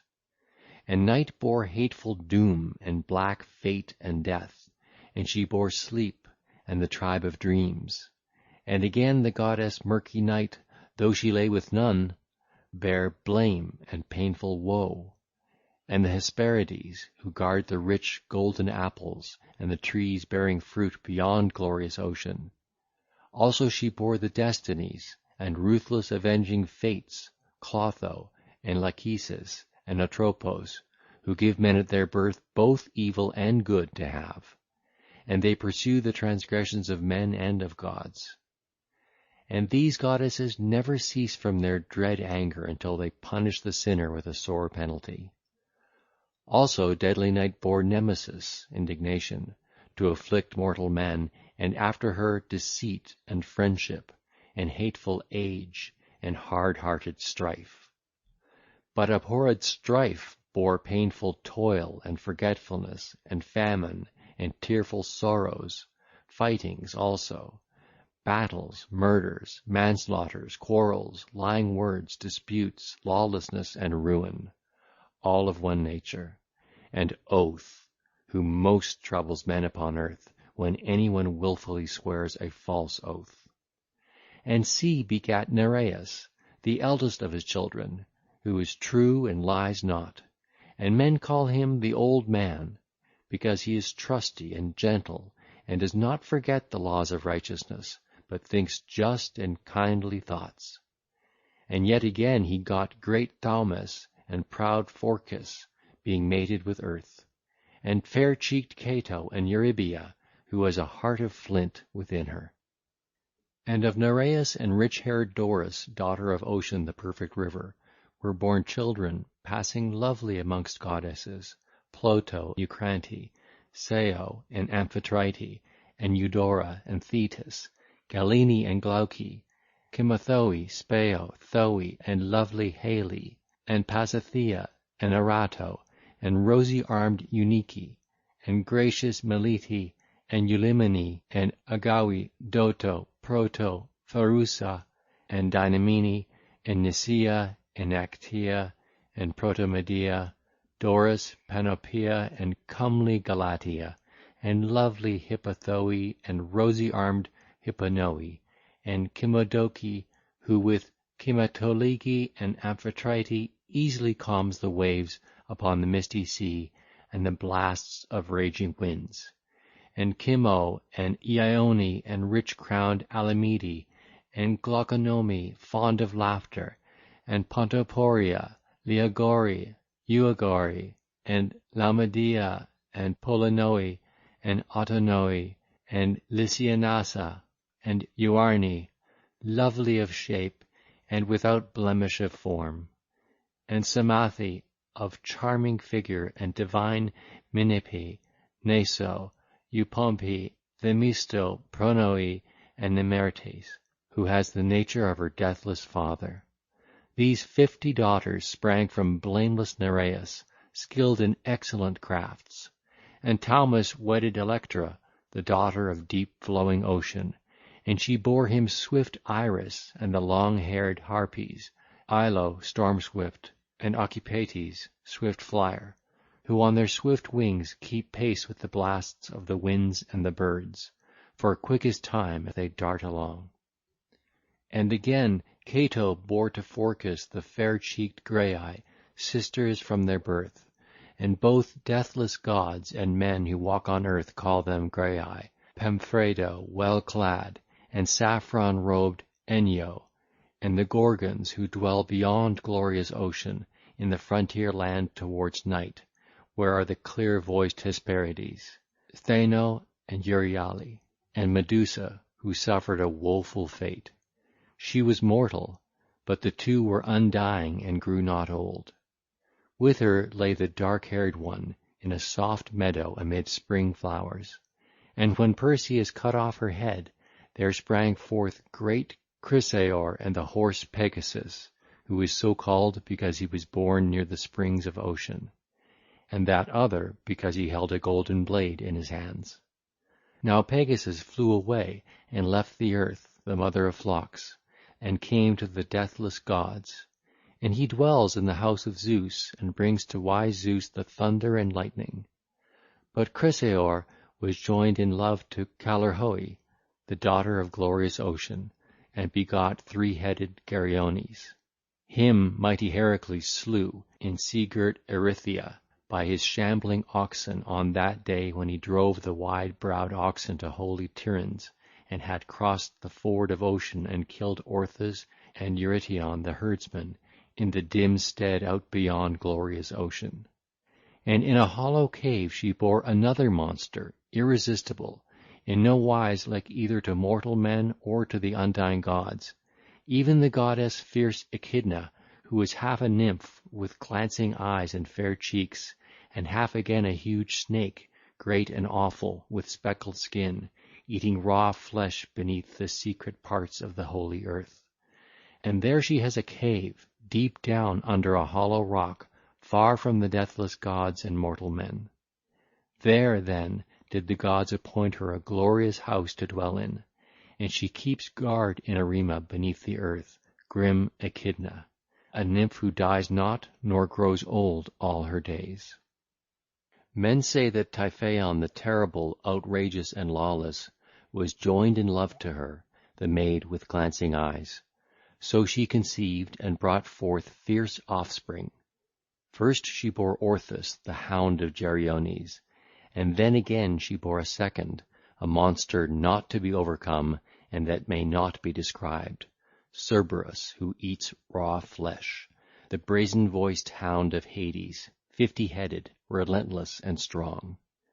And again she bore a third, the evil-minded Hydra of Lerna, whom the goddess white-armed Hera nourished, being angry beyond measure with the mighty Heracles. And her Heracles, the son of Zeus, of the house of Amphitryon, together with warlike Iolaus, destroyed with the unpitying sword through the plans of Athena the spoil-driver. She was the mother of Chimera, who breathed raging fire, a creature fearful, great, swift-footed, and strong, who had 3 heads, one of a grim-eyed lion, another of a goat, and another of a snake, a fierce dragon. In her forepart she was a lion, in her hinder part a dragon, and in her middle a goat, breathing forth a fearful blast of blazing fire. Her did Pegasus and noble Bellerophon slay, but Echidna was subject in love to Orthus, and brought forth the deadly Sphinx, which destroyed the Cadmeans, and the Nemean lion, which Hera, the good wife of Zeus, brought up and made to haunt the hills of Nemea, a plague to men. There he preyed upon the tribes of her own people, and had power over Tratus of Nemea, and Apasis. Yet the strength of stout Heracles overcame him. And Cato was joined in love to Phorcys, and bore her youngest, the awful snake who guards the apples all of gold in the secret places of the dark earth at its great bounds. This is the offspring of Cato and Phorcys. And Tethys bore to Ocean eddying rivers, Nilus, and Alpheus, and deep-swirling Eridanus, Strymon, and Meander, and the fair stream of Ister, and Phasis, and Rhesus, and the silver eddies of Achelous, Nessus, and Rhodius, Haliacmon, and Heptaporus, Granicus, and Aesepus, and holy Simois, and Peneus, and Hermas, and Cacus's fair stream, and great Sangarius, Ladon, Parthenius, Euenus, Ardescus, and divine Scamander. Also she brought forth a holy company of daughters, who with the lord Apollo and the rivers have youths in their keeping. To this charge Zeus appointed them, Peitho, and Admete, and Ianthe, and Electra, and Doris, and Primno, and Urania divine in form, Hippo, Clymene, Rhodia, and Callirrhoe, Zeuxo and Clytie, and Idia, and Pasithoe, Plexora, and Galaxora, and lovely Dione, Meliboses, and Thoe, and handsome Polydora, Cercius, lovely of form, and soft-eyed Pluto, Perseus, Ioneira, Acaste, Xanthe, Petraea the fair, Menestho and Europa, Metis and Eurynome, and Telusto saffron-clad, Chryseis and Asia, and charming Calypso, Eudora and Tyche, Amphirho, and Ocherhoe, and Styx, who is the chiefest of them all. These are the eldest daughters that sprang from Ocean and Tethys, but there are many besides. For there are 3,000 neat-ankled daughters of Ocean, who are dispersed far and wide, and in every place alike serve the earth and the deep waters, children who are glorious among goddesses, and as many other rivers are there, babbling as they flow, sons of Ocean, whom queenly Tethys bare. But their names it is hard for a mortal man to tell, but people know those by which they severally dwell. And Theia was subject in love to Hyperion, and bore great Helios sun, and clear Selene moon, and Eos dawn, who shines upon all that are on earth and upon the deathless gods who live in the wide heaven. And Eurybia, bright goddess, was joined in love to Creus, and bore great Astraeus and Pallas, and Perses, who also was eminent among all men in wisdom. And Eos bore to Astraeus the strong-hearted winds, brightening Zephyrus, and Boreas, headlong in his course, and Notus, a goddess mating in love with a god. And after these Erigenia bare the star Eosphorus, dawn-bringer, and the gleaming stars with which heaven is crowned. And Styx, the daughter of Ocean, was joined to Pallas, and bore Zealous, emulation, and trim-ankled Nike, victory, in the house. Also she brought forth Kratos, strength, and Baia, force, wonderful children. These have no house apart from Zeus, nor any dwelling nor path, except that wherein God leads them, but they dwell always with Zeus the loud thunderer. For so did Styx, the deathless daughter of Ocean, plan on that day when the Olympian lightning god called all the deathless gods to great Olympus, and said that whosoever of the gods would fight with him against the Titans, he would not cast him out from his rights, but each should have the office which he had before amongst the deathless gods. And he declared that he who was without office or right under Cronos should be raised to both office and rights as is just. So deathless Styx came first to Olympus with her children through the wit of her dear father. And Zeus honoured her, and gave her very great gifts, for he appointed her to be the great oath of the gods, and her children to live with him always. And as he promised, so he performed fully unto them all, but he himself mightily reigns and rules. Again Phoebe came to the desired embrace of Coeus. Then the goddess, through the love of the god, conceived and brought forth dark-gowned Leto, always mild, kind to men and to the deathless gods, mild from the beginning, gentlest in all Olympus. Also she bore Asteria of happy name, whom Perses once led to his great house to be called his dear wife. And she conceived and bore Hecate, whom Zeus the son of Cronos honoured above all. He gave her splendid gifts, to have a share of the earth and the unfruitful sea. She received honour also in starry heaven, and is honoured exceedingly by the deathless gods. For to this day, whenever any one of men on earth offers rich sacrifices and prays for favour according to custom, he calls upon Hecate, great honour comes full easily to him whose prayers the goddess receives favourably, and she bestows wealth upon him. For the power surely is with her. For as many as were born of earth and ocean, amongst all these she has her due portion. The son of Cronos did her no wrong, nor took anything away of all that was her portion among the former Titan gods. But she holds, as the division was at the first from the beginning, privilege both in earth and in heaven and in sea.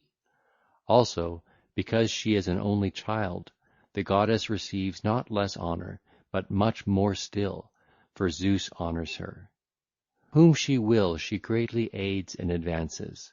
She sits by worshipful kings in judgment, and in the assembly whom she will is distinguished among the people. And when men arm themselves for the battle that destroys men, then the goddess is at hand to give victory and grant glory readily to whom she will. Good is she also when men contend at the games, for there too the goddess is with them and profits them.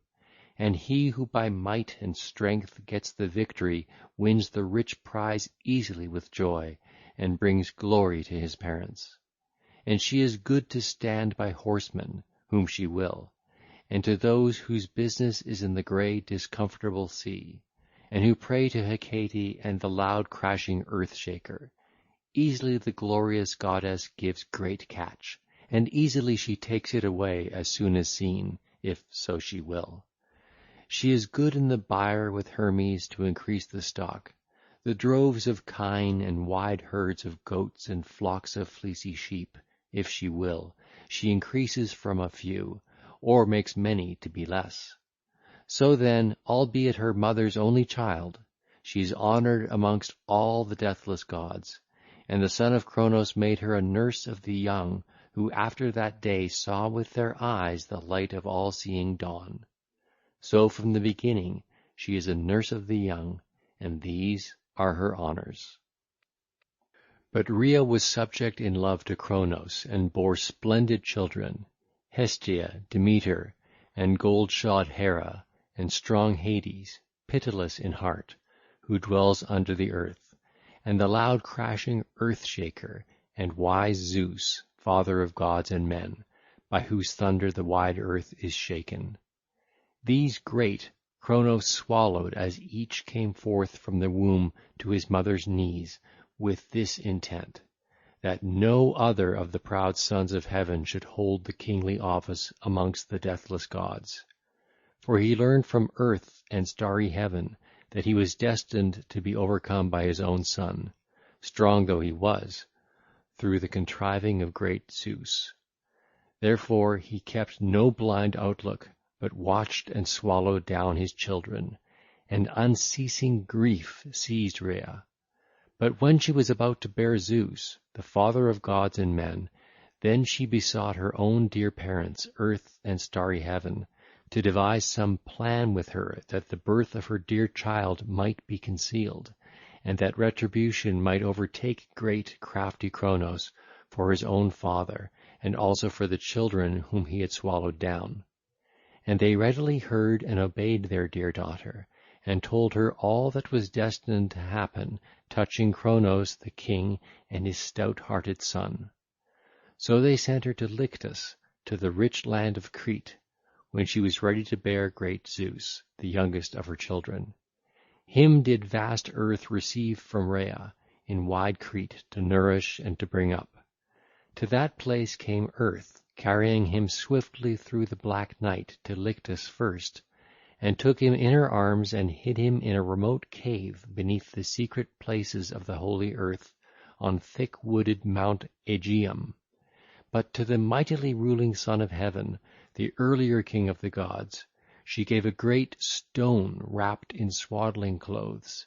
Then he took it in his hands and thrust it down into his belly. Wretch! He knew not in his heart that in place of the stone his son was left behind, unconquered and untroubled, and that he was soon to overcome him by force and might drive him from his honours, himself to reign over the deathless gods.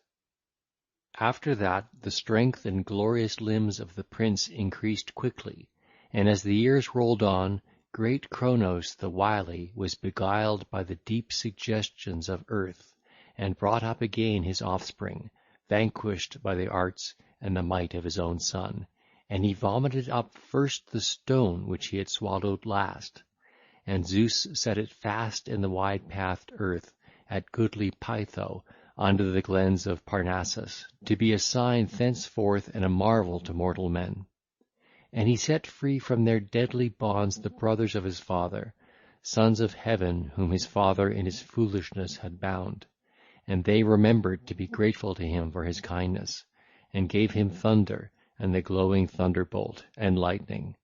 For before that huge earth had hidden these. In them he trusts and rules over mortals and immortals. Now Iapetus took to wife the neat-ankled maid Clymene, daughter of Ocean, and went up with her into one bed.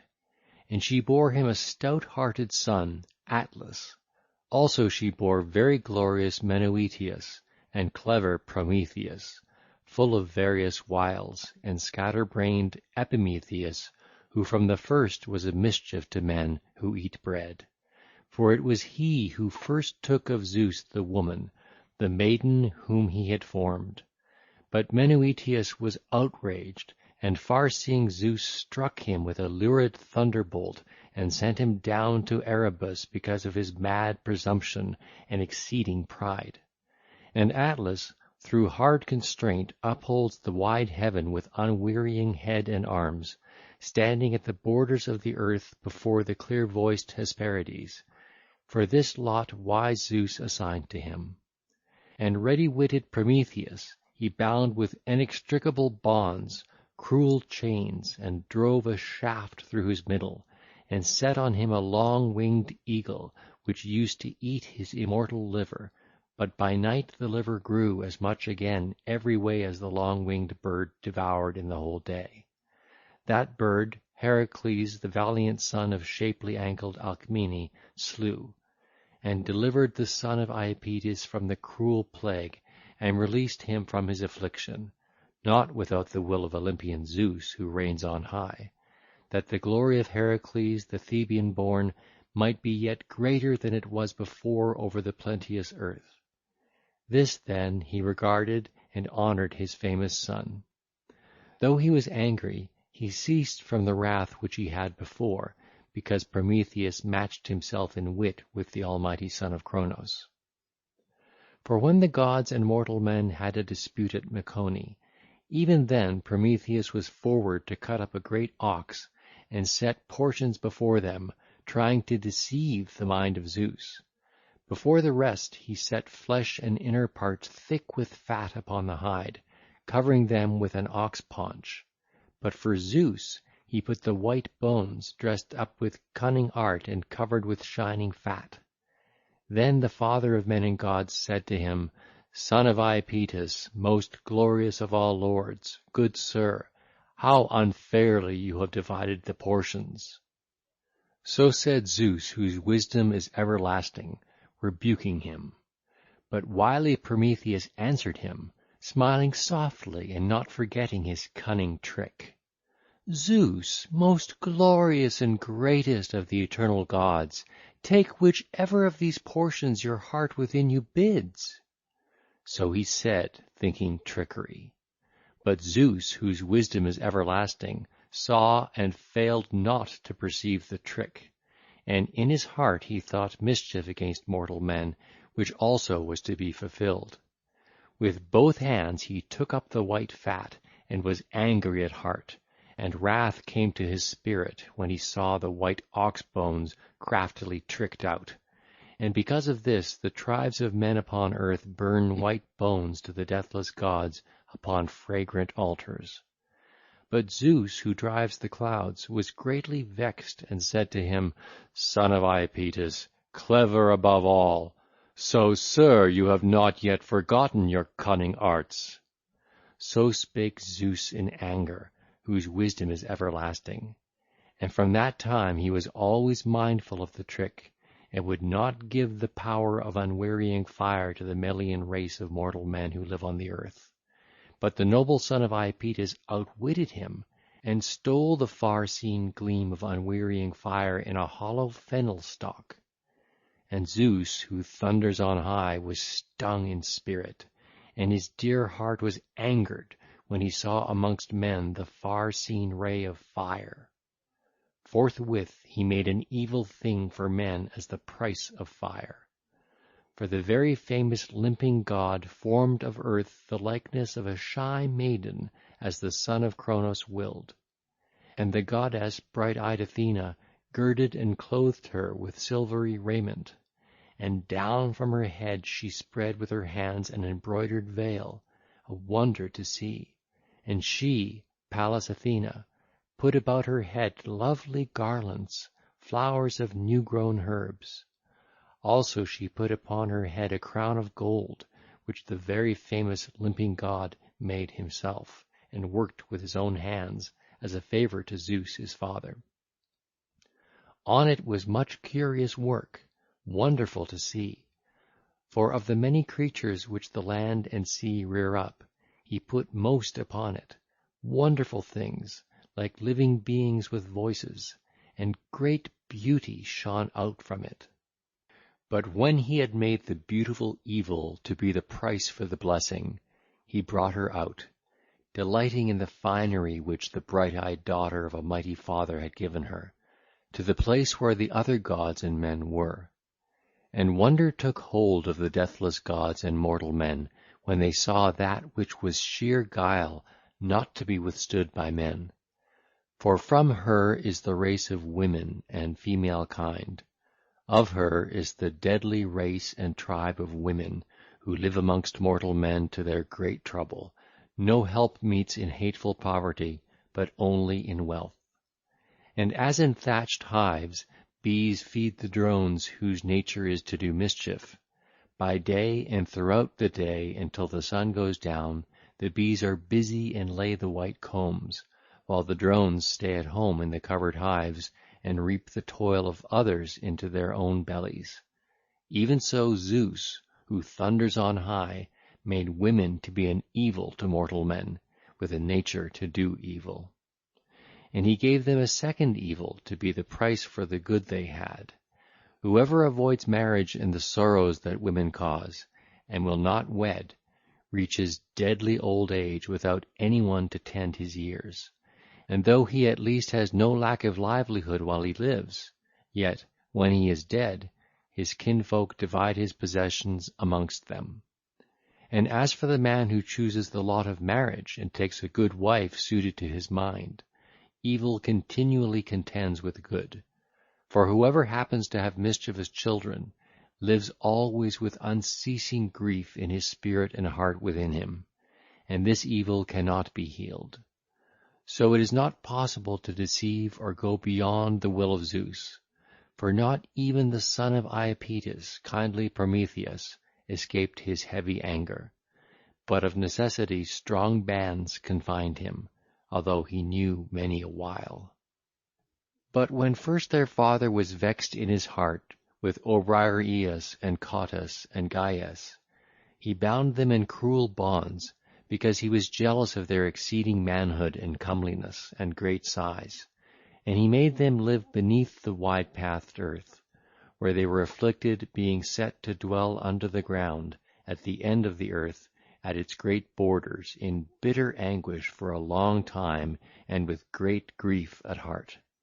But the son of Cronos and the other deathless gods, whom rich-haired Rhea bore from union with Cronos, brought them up again to the light at earth's advising. For she herself recounted all things to the gods fully, how with these they might gain victory and a glorious cause to vaunt themselves. For the Titan gods and as many as sprang from Cronos had long been fighting together in stubborn war with heart-grieving toil. The lordly Titans from high Othrys, but the gods, givers of good, whom rich-haired Rhea bore in union with Cronos from Olympus. So they with bitter wrath were fighting continually with one another at that time for 10 full years, and the hard strife had no close or end for either side, and the issue of the war hung evenly balanced. But when he had provided those three with all things fitting, nectar and ambrosia which the gods themselves eat, and when their proud spirit revived within them all, after they had fed on nectar and delicious ambrosia, then it was that the Father of men and gods spoke amongst them. Hear me, bright children of earth and heaven, that I may say what my heart within me bids. A long while now have we, who are sprung from Cronos and the Titan gods, fought with each other every day to get victory and to prevail. But show your great might and unconquerable strength, and face the Titans in bitter strife. For remember our friendly kindness, and from what sufferings you are come back to the light from your cruel bondage under misty gloom through our counsels. So he said, and blameless Cottus answered him again, Divine One, you speak that which we know well. No, even of ourselves we know that your wisdom and understanding is exceeding, and that you became a defender of the deathless ones from chill doom.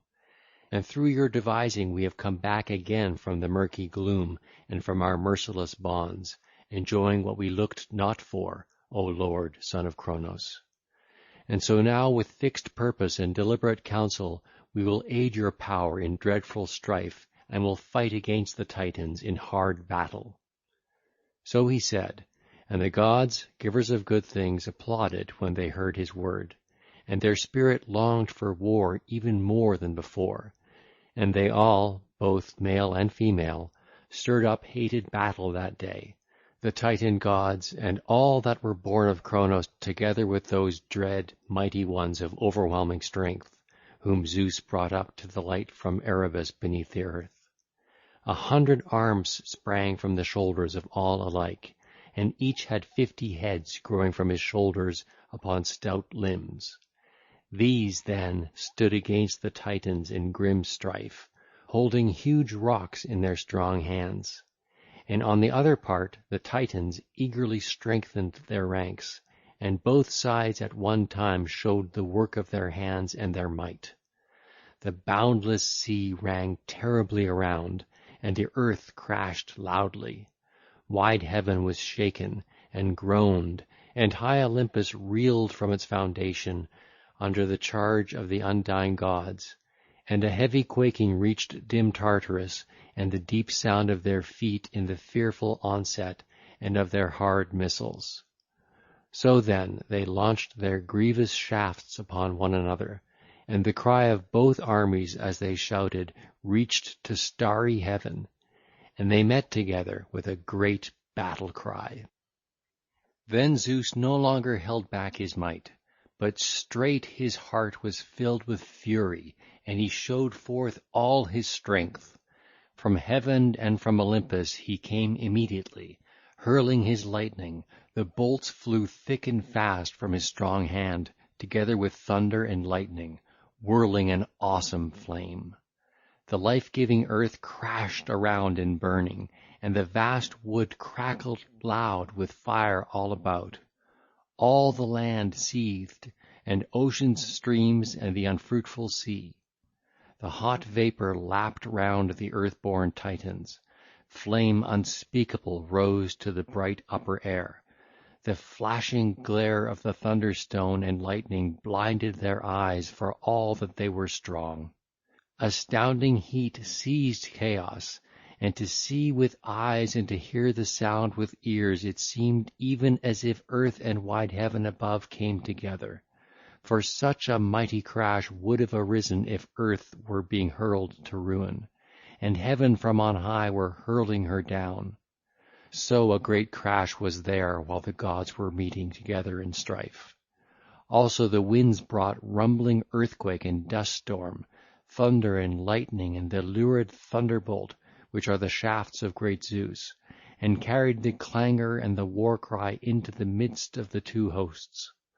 A horrible uproar of terrible strife arose, mighty deeds were shown, and the battle inclined. But until then they kept at one another, and fought continually in cruel war. And amongst the foremost, Cottus and Briareos and Gyas, insatiate for war, raised fierce fighting. 300 rocks, one upon another, they launched from their strong hands, and overshadowed the Titans with their missiles, and hurled them beneath the wide-pathed earth, and bound them in bitter chains when they had conquered them by their strength, for all their great spirit, as far beneath the earth as heaven is above earth. For so far is it from earth to Tartarus.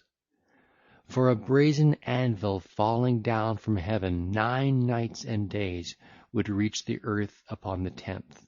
And again a brazen anvil falling from earth 9 nights and days would reach Tartarus upon the 10th. Round it runs a fence of bronze, and night spreads in triple line all about it like a neck circlet, while above grow the roots of the earth and unfruitful sea.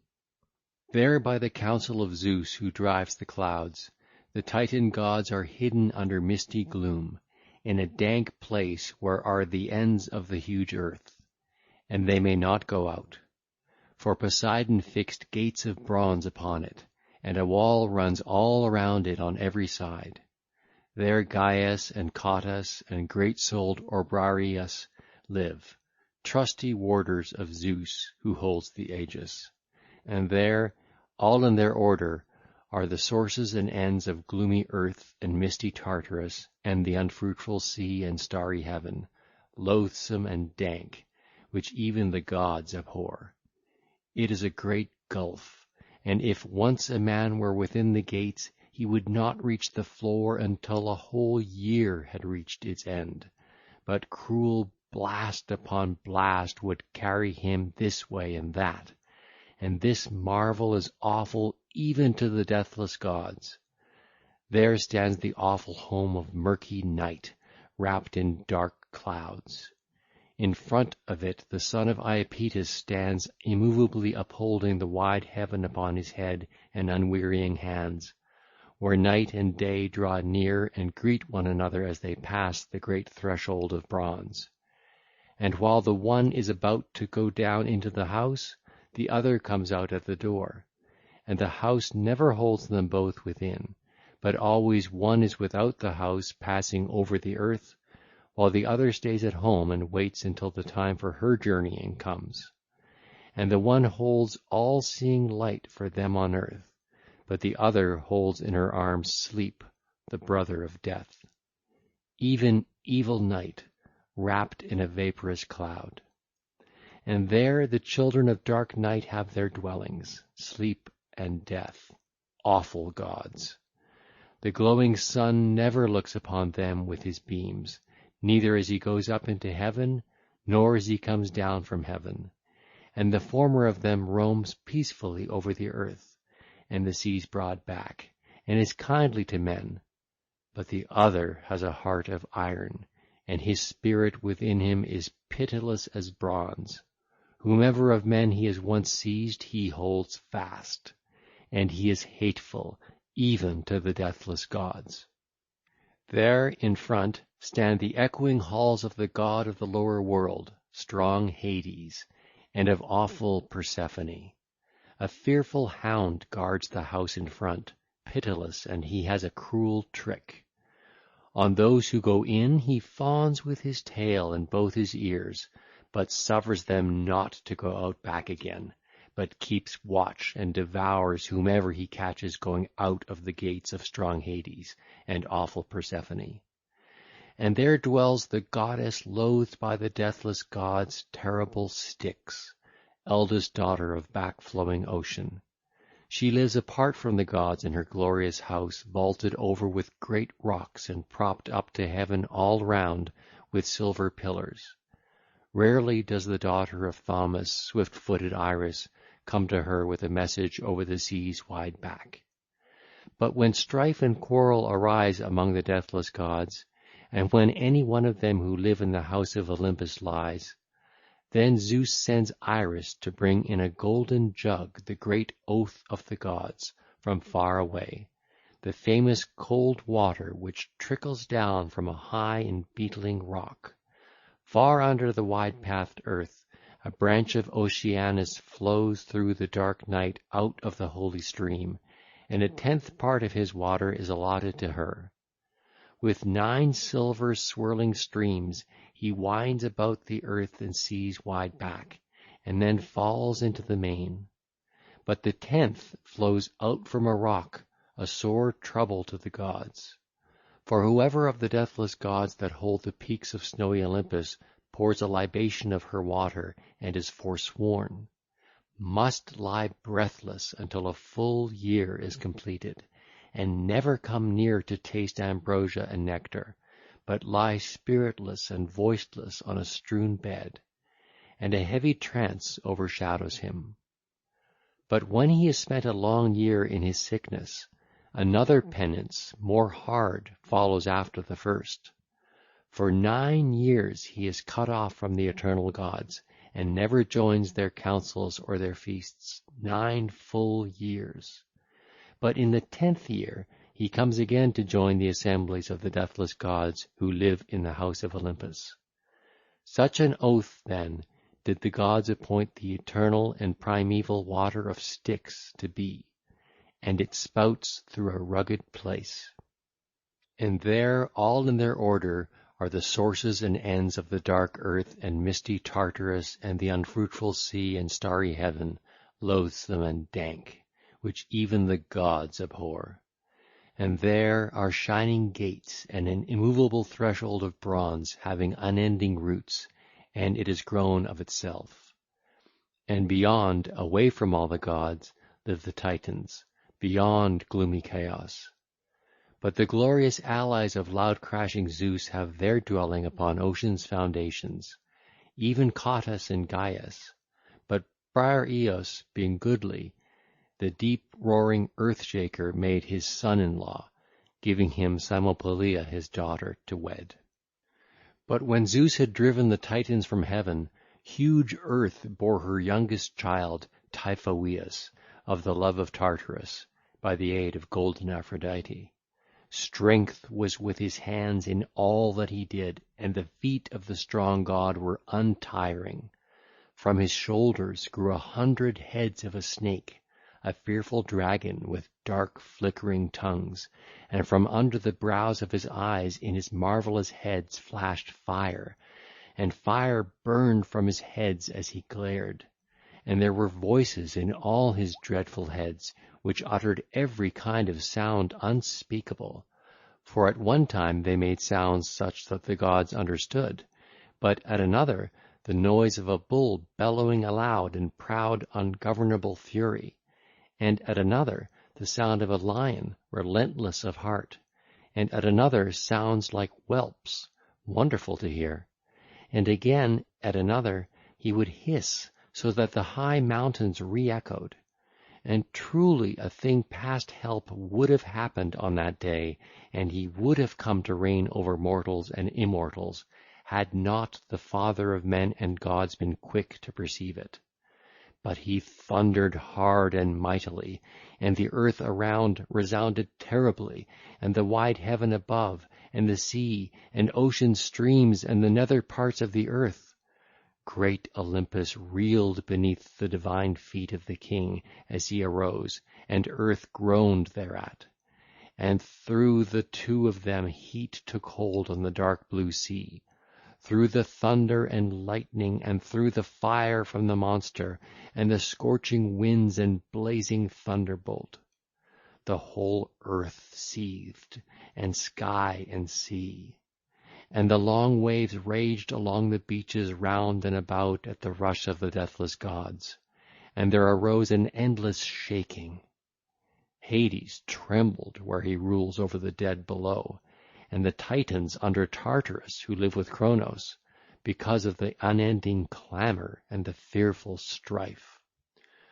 So when Zeus had raised up his might and seized his arms, thunder and lightning and lurid thunderbolt, he leaped from Olympus and struck him, and burned all the marvellous heads of the monster about him. But when Zeus had conquered him and lashed him with strokes, Typhoeus was hurled down, a maimed wreck, so that the huge earth groaned, and flame shot forth from the thunder-stricken lord in the dim rugged glens of the mount when he was smitten. A great part of huge earth was scorched by the terrible vapour, and melted as tin melts when heated by men's art in channelled crucibles, or as iron, which is hardest of all things, is shortened by glowing fire in mountain glens, and melts in the divine earth through the strength of Hephaestus. Even so, then, the earth melted in the glow of the blazing fire, and in the bitterness of his anger Zeus cast him into wide Tartarus. And from Typhoeus come boisterous winds which blow damply, except Notus and Boreas and clear Zephyr. These are a god-sent kind, and a great blessing to men. But the others blow fitfully upon the sea. Some rush upon the misty sea and work great havoc among men with their evil, raging blasts. For varying with the season they blow, scattering ships and destroying sailors. And men who meet these upon the sea have no help against the mischief. Others again over the boundless flowering earth spoil the fair fields of men who dwell below, filling them with dust and cruel uproar. But when the blessed gods had finished their toil, and settled by force their struggle for honours with the Titans, they pressed far-seeing Olympian Zeus to reign and to rule over them, by earth's prompting. So he divided their dignities amongst them. Now Zeus, king of the gods, made Metis his wife first, and she was wisest among gods and mortal men. But when she was about to bring forth the goddess bright-eyed Athena, Zeus craftily deceived her with cunning words, and put her in his own belly, as earth and starry heaven advised. For they advised him so, to the end that no other should hold royal sway over the eternal gods in place of Zeus. For very wise children were destined to be born of her, first the maiden bright-eyed Tritogenia, equal to her father in strength and in wise understanding. But afterwards she was to bear a son of overbearing spirit, king of gods and men. But Zeus put her into his own belly first, that the goddess might devise for him both good and evil. Next he married bright Themis, who bore the Horai, hours, and Eunomia, order, Dike, justice, and blooming Arene, peace, who mind the works of mortal men, and the Moirai, fates, to whom wise Zeus gave the greatest honour, Clotho and Lachesis and Atropos, who give mortal men evil and good to have, and Eurynome, the daughter of Ocean, beautiful in form, bore him 3 fair-cheeked Charities, Graces, Aglaia and Euphrosyne, and lovely Thalaia, from whose eyes as they glanced flowed love that unnerves the limbs, and beautiful is their glance beneath their brows. Also he came to the bed of all-nourishing Demeter, and she bore white-armed Persephone, whom Aidoneus carried off from her mother, but wise Zeus gave her to him. And again he loved Mnemosyne with the beautiful hair, and of her the 9 gold-crowned Muses were born, who delight in feasts and the pleasures of song. And Leto was joined in love with Zeus, who holds the aegis, and bore Apollo and Artemis, delighting in arrows, children lovely above all the sons of heaven.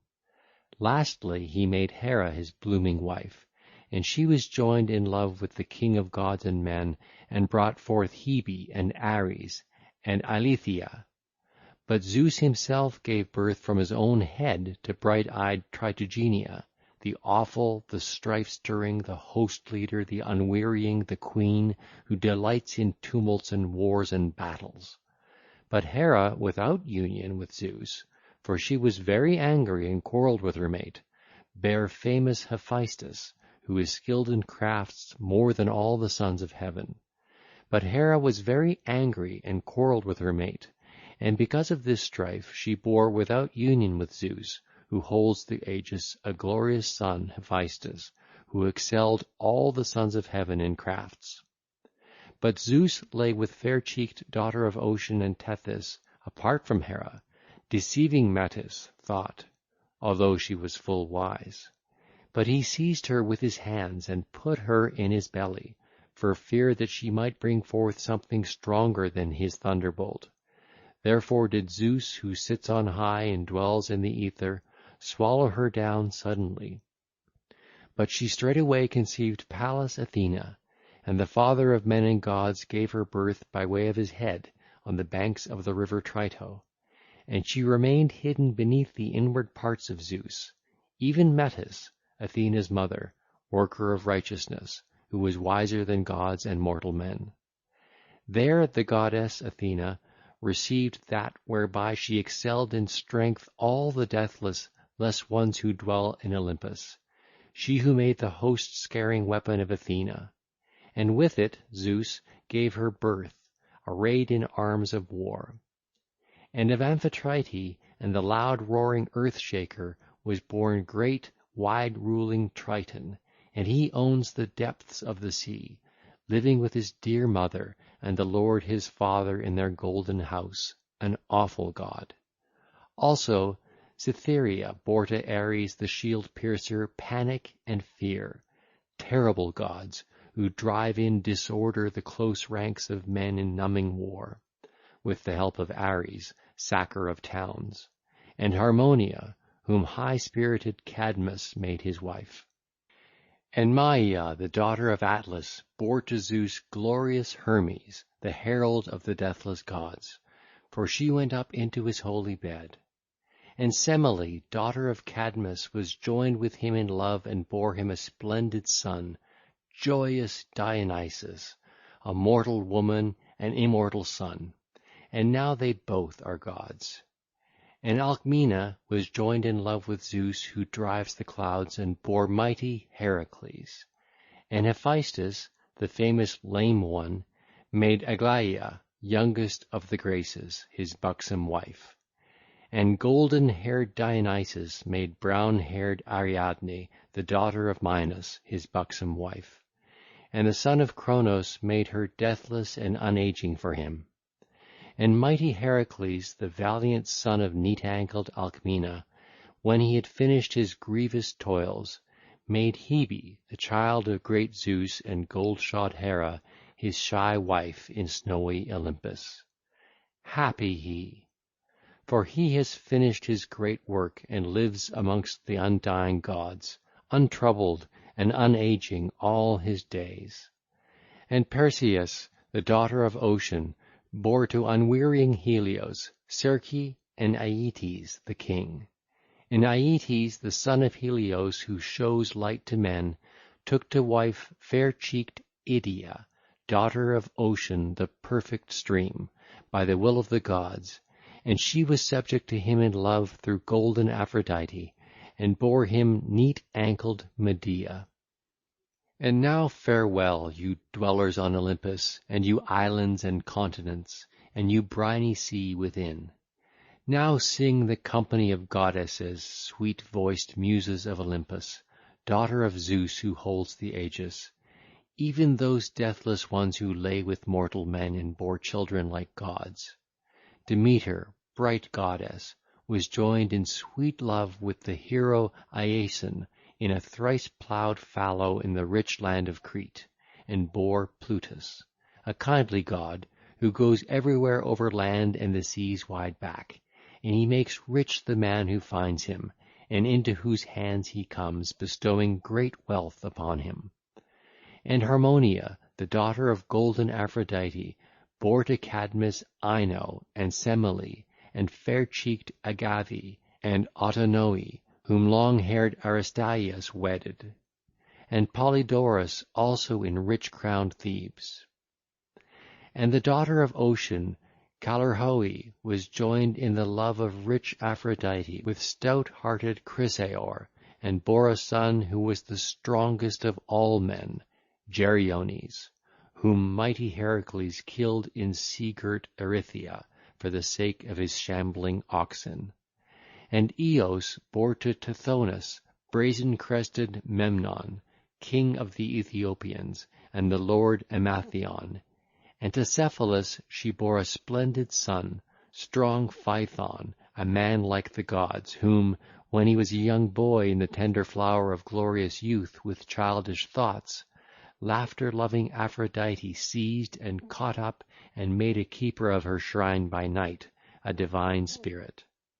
And the son of Aeson, by the will of the gods, led away from Aeetes, the daughter of Aeetes, the heaven-nurtured king, when he had finished the many grievous labours which the great king, overbearing Pelias, that outrageous and presumptuous doer of violence, put upon him. But when the son of Aeson had finished them, he came to Iolcus after long toil, bringing the coy-eyed girl with him on his swift ship, and made her his buxom wife. And she was subject to Aeson, shepherd of the people, and bore a son Medeus, whom Chiron, the son of Philyra, brought up in the mountains, and the will of great Zeus was fulfilled. But of the daughters of Nereus, the old man of the sea, Psamathe, the fair goddess, was loved by Aeacus through golden Aphrodite, and bore Phocus. And the silver-shod goddess Thetis was subject to Peleus, and brought forth lion-hearted Achilles, the destroyer of men. And Cytherea with the beautiful crown was joined in sweet love with the hero Anchises, and bore Aeneas on the peaks of Ida, with its many wooded glens. And Circe, the daughter of Helios, Hyperion's son, loved steadfast Odysseus, and bore Agrius and Latinus, who was faultless and strong. Also she brought forth Telegonus by the will of golden Aphrodite. And they ruled over the famous Tersenians, very far off, in a recess of the holy islands.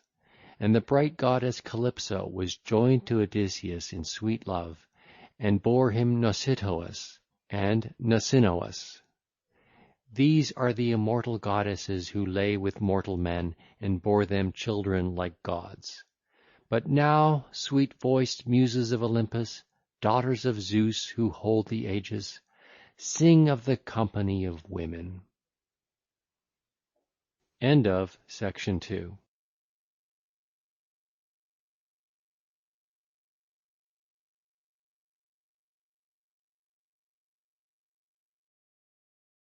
Domain. Section 3. The Shield of Heracles. Or like her who left home and country and came to Thebes, following warlike Amphitryon, even Alcmena, the daughter of Electryon, gatherer of the people. She surpassed the tribe of womankind in beauty and in height, and in wisdom none vied with her of those whom mortal women bore of union with mortal men. Her face and her dark eyes wafted such charm as comes from golden Aphrodite, and she so honoured her husband in her heart as none of womankind did before her. In truth, he had slain her noble father violently when he was angry about oxen. So he left his own country and came to Thebes, and was suppliant to the shield-carrying men of Cadmus. There he dwelt with his modest wife, without the joys of love, nor might he go in unto the neat-ankled daughter of Electryon, until he had avenged the death of his wife's great-hearted brothers, and utterly burned with blazing fire the villages of the heroes, the Taphians and the Teleboans. For this thing was laid upon him, and the gods were witnesses to it. And he feared their anger, and hastened to perform the great task to which Zeus had bound him. With him went the horse-driving Boeotians, breathing above their shields, and the Locrians, who fight hand to hand, and the gallant Phocians, eager for war and battle. And the noble son of Alcaeus led them, rejoicing in his host. But the father of men and gods was forming another scheme in his heart, to beget one to defend against destruction gods and men who eat bread. So he arose from Olympus by night, pondering guile in the deep of his heart, and yearned for the love of the well-girded woman. Quickly he came to Typhaonium, and from there again wise Zeus went on, and trod the highest peak of Phicium. There he sat and planned marvellous things in his heart. So in one night Zeus shared the bed in love of the neat-ankled daughter of Electryon, and fulfilled his desire. And in the same night Amphitryon, gatherer of the people, the glorious hero, came to his house when he had ended his great task. He hastened not to go to his bondmen and shepherds afield, but first went in to his wife. Such desire took hold on the shepherd of the people. And as a man who has escaped joyfully from misery, whether of sore disease or cruel bondage, So then did Amphitryon, when he had wound up all his heavy task, come glad and welcome to his home. And all night long he lay with his modest wife, delighting in the gifts of golden Aphrodite. And she, being subject in love to a god and to a man exceedingly goodly, brought forth twin sons in 7-gated Thebes. Though they were brothers, these were not of one spirit, for one was weaker, but the other a far better man, one terrible and strong, the mighty Heracles. She bore him through the embrace of the son of Cronos, lord of dark clouds, and the other, Iphicles, of Amphitryon, the spear-wielder, offspring distinct, this one of union with a mortal man, but that other of union with Zeus, leader of all the gods. And he slew Cycnus, the gallant son of Ares, for he found him in the precinct of far-shooting Apollo, him and his father Ares, never sated with war. Their armour shone like a flame of blazing fire as they two stood in their chariot. Their swift horses struck the earth and pawed it with their hoofs, and the dust rose like smoke about them, pounded by the chariot wheels and the horses' hoofs, while the well-made chariot and its rails rattled around them, as the horses plunged.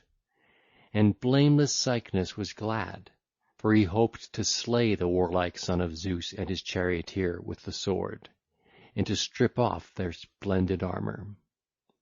But Phoebus Apollo would not listen to his vaunts, for he himself had stirred up mighty Heracles against him. And all the grove and altar of Pegasion Apollo flamed, because of the dread god and because of his arms, for his eyes flashed as with fire. What mortal man would have dared to meet him face to face, save Heracles and glorious Iolaus? For great was their strength, and unconquerable were the arms which grew from their shoulders on their strong limbs. Then Heracles spake to his charioteer, strong Iolaus.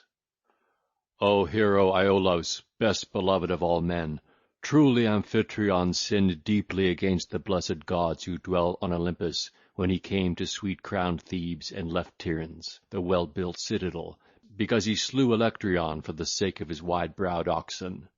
Then he came to Creon and long-robed Eniocha, who received him kindly and gave him all fitting things, as is due to suppliants, and honoured him in their hearts even more. And he lived joyfully with his wife, the neat-ankled daughter of Electryon. And presently, while the years rolled on, we were born, unlike in body as in mind, even your father and I. From him Zeus took away sense, so that he left his home and his parents, and went to do honour to the wicked Eurystheus. Unhappy man! Deeply indeed did he grieve afterwards in bearing the burden of his own mad folly, but that cannot be taken back. But on me fate laid heavy tasks. Yet come, friend, quickly take the red-dyed reins of the swift horses, and raise high courage in your heart, and guide the swift chariot and strong fleet-footed horses straight on. Have no secret fear at the noise of man-slaying Ares, who now rages shouting about the holy grove of Phoebus Apollo, the lord who shoots from afar. Surely, strong though he be, he will have enough of war. And blameless Iolaus answered him again, Good friend, truly the father of men and gods greatly honours your head, and the bull-like earth-shaker also, who keeps Thebes' veil of walls and guards the city. So great and strong is this fellow they bring into your hands, that you may win great glory.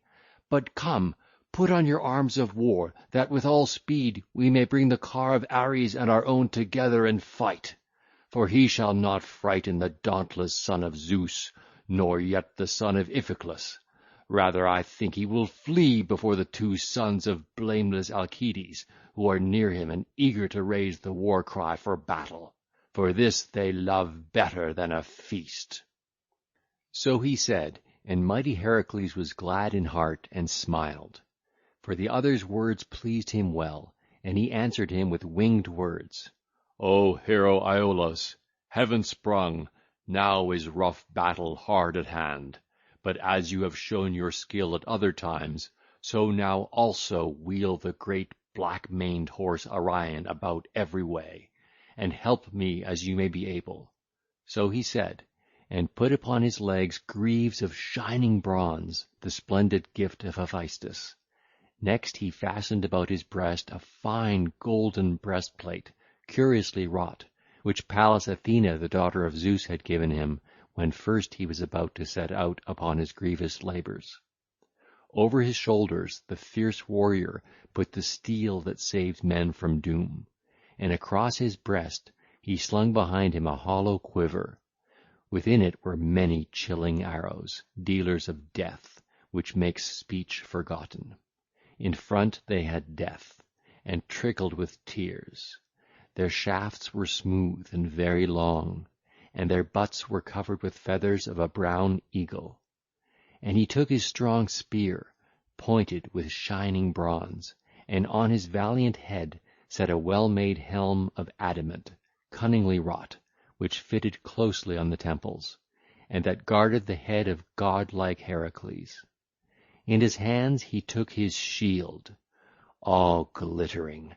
No one ever broke it with a blow or crushed it, and a wonder it was to see, for its whole orb shimmered with enamel and white ivory and electrum, and it glowed with shining gold, and there were zones of cyanus drawn upon it. In the centre was fear, worked in adamant, unspeakable, staring backwards with eyes that glowed with fire. His mouth was full of teeth in a white row, fearful and daunting, and upon his grim brow hovered frightful Strife, who arrays the throng of men. Pitiless she, for she took away the mind and senses of poor wretches who made war against the son of Zeus. Their souls passed beneath the earth and went down into the house of Hades, but their bones, when the skin is rotted about them, crumble away on the dark earth under parching Sirius. Upon the shield pursuit and flight were wrought, and tumult and panic and slaughter. Strife also and uproar were hurrying about, and deadly Fate was there holding one man newly wounded, and another unwounded, and one who was dead she was dragging by the feet through the tumult. She had on her shoulders a garment red with the blood of men, and terribly she glared and gnashed her teeth. And there were heads of snakes unspeakably frightful, 12 of them, and they used to frighten the tribes of men on earth made war against the son of Zeus. For they would clash their teeth when Amphitryon's son was fighting, and brightly shone these wonderful works. And it was as though there were spots upon the frightful snakes, and their backs were dark blue, and their jaws were black. Also there were upon the shield droves of boars and lions who glared at each other, being furious and eager. The rows of them moved on together, and neither side trembled, but both bristled up their manes. For already a great lion lay between them and 2 boars, one on either side, bereft of life, and their dark blood was dripping down upon the ground. They lay dead with necks outstretched beneath the grim lions. And both sides were roused still more to fight, because they were angry, the fierce boars and the bright-eyed lions. And there was the strife of the Lapith spearmen gathered round the prince Caeneus and Dryas and Perithuus, with Hopleus, Xadius, Phalereus, and Prolachus, Mopsus the son of Ampyce of Titaresia, a scion of Ares, and Theseus the son of Aegeus, like the deathless gods. These were of silver, and had armour of gold upon their bodies. And the centaurs were gathered against them on the other side, with Patreus and Asbolus the diviner, Arctus and Ureus, and black-haired Mimas, and the 2 sons of Pucius, Perimedes and Dryalus. These were of silver, and they had pine trees of gold in their hands, and they were rushing together as though they were alive, and striking at one another hand to hand with spears and with pines. And on the shield stood the fleet-footed horses of grim Ares made of gold, and deadly Ares the spoil-winner himself. He held a spear in his hands, and was urging on the footmen. He was red with blood, as if he were slaying living men, and he stood in his chariot. Beside him stood Fear and Flight, eager to plunge amidst the fighting men. There too was the daughter of Zeus, Tritogenia, who drives the spoil. She was like as if she would array a battle, with a spear in her hand and a golden helmet, and the aegis about her shoulders. And she was going towards the awful strife. And there was the holy company of the deathless gods, and in the midst the son of Zeus and Leto played sweetly on a golden lyre. There also was the abode of the gods, pure Olympus, and their assembly, and infinite riches were spread around in the gathering of the deathless gods. Also the goddesses, the muses of Pieria, were beginning a song like clear-voiced singers. And on the shield was a harbour with a safe haven from the irresistible sea, made of refined tin wrought in a circle, and it seemed to heave with waves. In the middle of it were many dolphins rushing this way and that, fishing, and they seemed to be swimming. 2 dolphins of silver were spouting and devouring the mute fishes, and beneath them fishes of bronze were trembling. And on the shore sat a fisherman watching. In his hands he held a casting net for fish, and seemed as if about to cast it forth. There too was the son of rich-haired Danae, the horseman Perseus. His feet did not touch the shield, and yet were not far from it, very marvellous to remark, since he was not supported anywhere, for so did the famous lame one fashion him of gold with his hands. On his feet he had winged sandals, and his black-sheathed sword was slung across his shoulders by a cross-belt of bronze. He was flying swift as thought. The head of a dreadful monster, the Gorgon, covered the broad of his back, and a bag of silver, a marvel to see, contained it. And from the bag bright tassels of gold hung down. Upon the head of the hero lay the dread cap of Hades, which had the awful gloom of night. Perseus himself, the son of Danae, was at full stretch, like one who hurries and shudders with horror.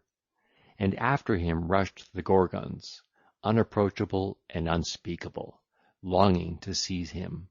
As they trod upon the pale adamant, the shield rang sharp and clear with a loud clanging. 2 serpents hung down at their girdles with heads curved forward.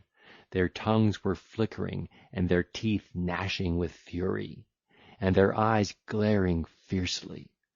And upon the awful heads of the Gorgons great fear was quaking. And beyond these were the men fighting in warlike harness, some defending their own town and parents from destruction, and others eager to sack it. Many lay dead, but the greater number still strove and fought. The women on well-built towers of bronze were crying shrilly and tearing their cheeks like living beings, the work of famous Hephaestus. And the men who were elders and on whom age had laid hold were altogether outside the gates, and were holding up their hands to the blessed gods, fearing for their own sons. But these again were engaged in battle, and behind them the dusky Fates, gnashing their white fangs, lowering, grim, bloody, and unapproachable, struggled for those who were falling, for they all were longing to drink dark blood. So soon as they caught a man overthrown or falling newly wounded, one of them would clasp her great claws about him, and his soul would go down to Hades, to chilly Tartarus. And when they had satisfied their souls with human blood, they would cast that one behind them, and rush back again into the tumult and the fray. Clotho and Lachesis were over them, and Atropos, less tall than they, a goddess of no great frame, yet superior to the others and the eldest of them.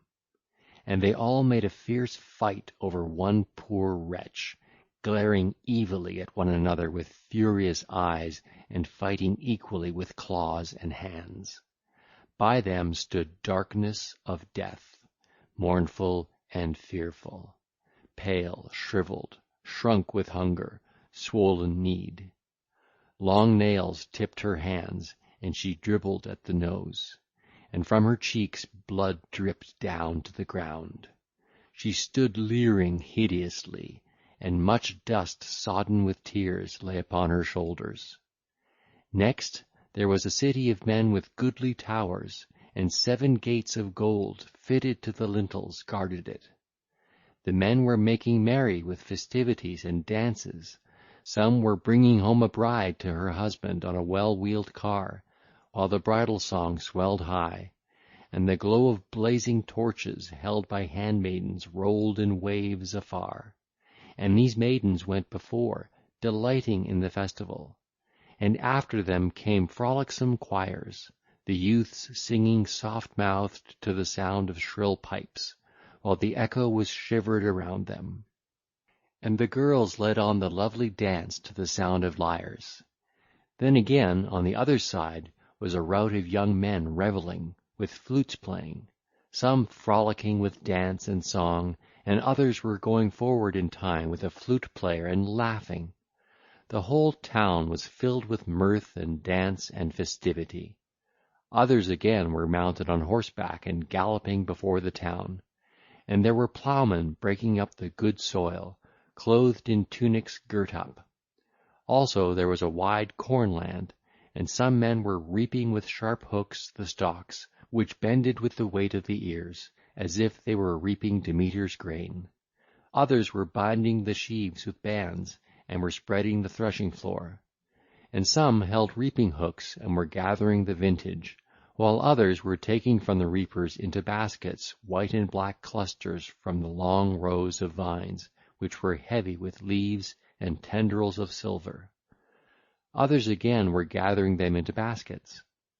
Beside them was a row of vines in gold, the splendid work of cunning Hephaestus. It had shivering leaves and stakes of silver, and was laden with grapes which turned black. And there were men treading out the grapes, and others drawing off the liquor. Also there were men boxing and wrestling, and huntsmen chasing swift hares with a leash of sharp-toothed dogs before them, they eager to catch the hares, and the hares eager to escape. Next to them were horsemen hard set, and they contended and laboured for a prize. The charioteers standing on their well-woven cars urged on their swift horses with loose rein. The jointed cars flew along clattering, and the naves of the wheels shrieked loudly. So they were engaged in an unending toil, and the end with victory came never to them, and the contest was ever unwon. And there was set out for them within the course a great tripod of gold, the splendid work of cunning Hephaestus. And round the rim ocean was flowing, with a full stream as it seemed, and enclosed all the cunning work of the shield. Over it swans were soaring and calling loudly, and many others were swimming upon the surface of the water, and near them were shoals of fish. A wonderful thing the great strong shield was to see, even for Zeus the loud thunderer, by whose will Hephaestus made it, and fitted it with his hands. This shield the valiant son of Zeus wielded masterly, and leaped upon his horse chariot like the lightning of his father Zeus, who holds the aegis, moving lithely. And his charioteer, strong Iolaus, standing upon the car, guided the curved chariot. Then the goddess grey-eyed Athena came near them, and spoke winged words, encouraging them. Hail, offspring of far-famed Lynceus! Even now Zeus, who reigns over the blessed gods, gives you power to slay Cycnus, and to strip off his splendid armour. Yet I will tell you something besides, mightiest of the people. When you have robbed Cycnus of sweet life, then leave him there, and his armour also, and you yourself watch man-slaying Ares narrowly as he attacks, and wherever you shall see him uncovered below his cunningly wrought shield, there wound him with your sharp spear. Then draw back, for it is not ordained that you should take his horse or his splendid armour. So said the bright-eyed goddess, and swiftly got up into the car, with victory and renown in her hands. Then heaven-nurtured Iolaus called terribly to the horses, and at his cry they swiftly whirled the fleet chariot along, raising dust from the plain. For the goddess bright-eyed Athena put metal into them by shaking her aegis.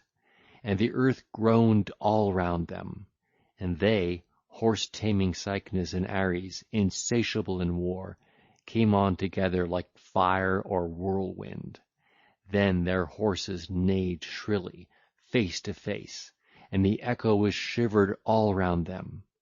And mighty Heracles spoke first, and said to that other, Cycnus, my friend, why do you set your swift horses at us, men who are tried in labour and pain? No, guide your fleet car aside, and yield and go out of the path. It is to Trachis I am driving on, to Ceyx the king, who is the first in Trachis for power and for honour, and that you yourself know well, for you have his daughter, dark-eyed Themistinoe, to wife. Fool! For Ares shall not deliver you from the end of death, if we two meet together in battle. Another time ere this I declare he has made trial of my spear, when he defended sandy Pylos, and stood against me, fiercely longing for fight. Thrice was he stricken by my spear and dashed to earth, and his shield was pierced. But the fourth time I struck his thigh, laying on with all my strength, and tore deep into his flesh. And he fell headlong in the dust upon the ground, through the force of my spear thrust. Then truly he would have been disgraced among the deathless gods, if by my hands he had left behind his bloody spoils. So said he, but Cycnus the stout spearman cared not to obey him, and to pull up the horses that drew his chariot. Then it was that from their well-woven chariots they both leaped straight to the ground, the son of Zeus and the son of the Lord of War. The charioteers drove near by their horses with beautiful manes, and the wide earth rang with the beat of their hoofs as they rushed along. As when rocks leap forth from the high peak of a great mountain, and fall on one another, and many towering oaks and pines and long-rooted poplars are broken by them as they whirl swiftly down until they reach the plain. So did they fall on one another with a great shout. And all the town of the Myrmidons, and famous Iolcus, and Arne, and Helice, and grassy Anthea, echoed loudly at the voice of the two. With an awful cry they closed, and wise Zeus thundered loudly, and rained down drops of blood, giving the signal for battle to his dauntless son. As a tusked boar, fearful for a man to see before him in the glens of a mountain, resolves to fight with the huntsman, and whets his white tusks, turning sideways, while foam flows all round his mouth as he gnashes, and his eyes are like glowing fire, and he bristles the hair on his mane and around his neck. Like him, the son of Zeus leaped from his horse chariot, and when the dark-winged whirring grasshopper, perched on a green shoot, begins to sing of summer to men, his food and drink is the dainty dew, and all day long from dawn pours forth his voice in the deadliest heat, when Sirius scorches the flesh. Then the beard grows upon the millet, which men sow in summer. When the crude grapes which Dionysus gave to men, a joy and a sorrow both, begin to colour, in that season they fought, and loud rose the clamour. As two lions on either side of a slain deer spring at one another in fury, and there is a fearful snarling and a clashing also of teeth, like vultures with crooked talons and hooked beak that fight and scream aloud on a high rock over a mountain goat or fat wild deer, which some active man has shot with an arrow from the string, and himself has wandered away elsewhere, not knowing the place. But they quickly mark it, and vehemently do keen battle about it. Like these, they too rushed upon one another with a shout. Then Cycnus, eager to kill the son of almighty Zeus, struck upon his shield with a brazen spear, but did not break the bronze, and the gift of the gods saved his foe. But the son of Amphitryon, mighty Heracles, with his long spear struck Cycnus violently in the neck beneath the chin, where it was unguarded between helm and shield. And the deadly spear cut through the two sinews, for the hero's full strength lighted on his foe. And Cycnus fell as an oak falls, or a lofty pine that is stricken by the lurid thunderbolt of Zeus. Even so he fell, and his armour adorned with bronze clashed about him. Then the stout-hearted son of Zeus let him be, and himself watched for the onset of man-slaying Ares. Fiercely he stared, like a lion who has come upon a body, and full eagerly rips the hide with his strong claws, and takes away the sweet life with all speed. His dark heart is filled with rage, and his eyes glare fiercely, while he tears up the earth with his paws, and lashes his flanks and shoulders with his tail, so that no one dares to face him and go near to give battle. Even so, the son of Amphitryon, unsated of battle, stood eagerly face to face with Ares, nursing courage in his heart. And Ares drew near him with grief in his heart, and they both sprang at one another with a cry. As it is when a rock shoots out from a great cliff and whirls down with long bounds, careering eagerly with a roar, and a high crag clashes with it, and keeps it there where they strike together. With no less clamour did deadly Ares the chariot-born rush shouting at Heracles, and he quickly received the attack. But Athena, the daughter of aegis-bearing Zeus, came to meet Ares, wearing the dark aegis, and she looked at him with an angry frown, and spoke winged words to him. Ares, check your fierce anger and matchless hands, for it is not ordained that you should kill Heracles, the bold-hearted son of Zeus, and strip off his rich armour. Come then, cease fighting, and do not withstand me. So said she, but did not move the courageous spirit of Ares. But he uttered a great shout, and waving his spears like fire, he rushed headlong at strong Heracles, longing to kill him, and hurled a brazen spear upon the great shield, for he was furiously angry because of his dead son. But bright-eyed Athena reached out from the chariot, and turned aside the force of the spear. Then bitter grief seized Ares, and he drew his keen sword and leaped upon bold-hearted Heracles. But as he came on, the son of Amphitryon, unsated of fierce battle, shrewdly wounded his thigh where it was exposed under his richly wrought shield, and tore deep into his flesh with the spear thrust, and cast him flat upon the ground. And panic and dread quickly drove his smooth-wheeled chariot and horses near him, and lifted him from the wide-pathed earth into his richly wrought car, and then straight lashed the horses and came to high Olympus. But the son of Alcmena and glorious Iolaus stripped the fine armour off Cycnus' shoulders and went, and their swift horses carried them straight to the city of Trachis, and bright-eyed Athena went from there to great Olympus and her father's house. As for Cycnus, Ceyx buried him and the countless people who lived near the city of the glorious king, in Anthe, and the city of Myrmidons, and famous Iolcus, and Arne, and Helike, and many people were gathered doing honour to Ceyx, the friend of the blessed gods. But Anaurus, swelled by a rainstorm, blotted out the grave and memorial of Cycnus, for so Apollo, Leto's son, commanded him, because he used to watch for and violently despoil the rich hecatombs that any might bring to Phyto. End of Section 3. End of Works and Days, the Theogony, and the Shield of Heracles by Hesiod.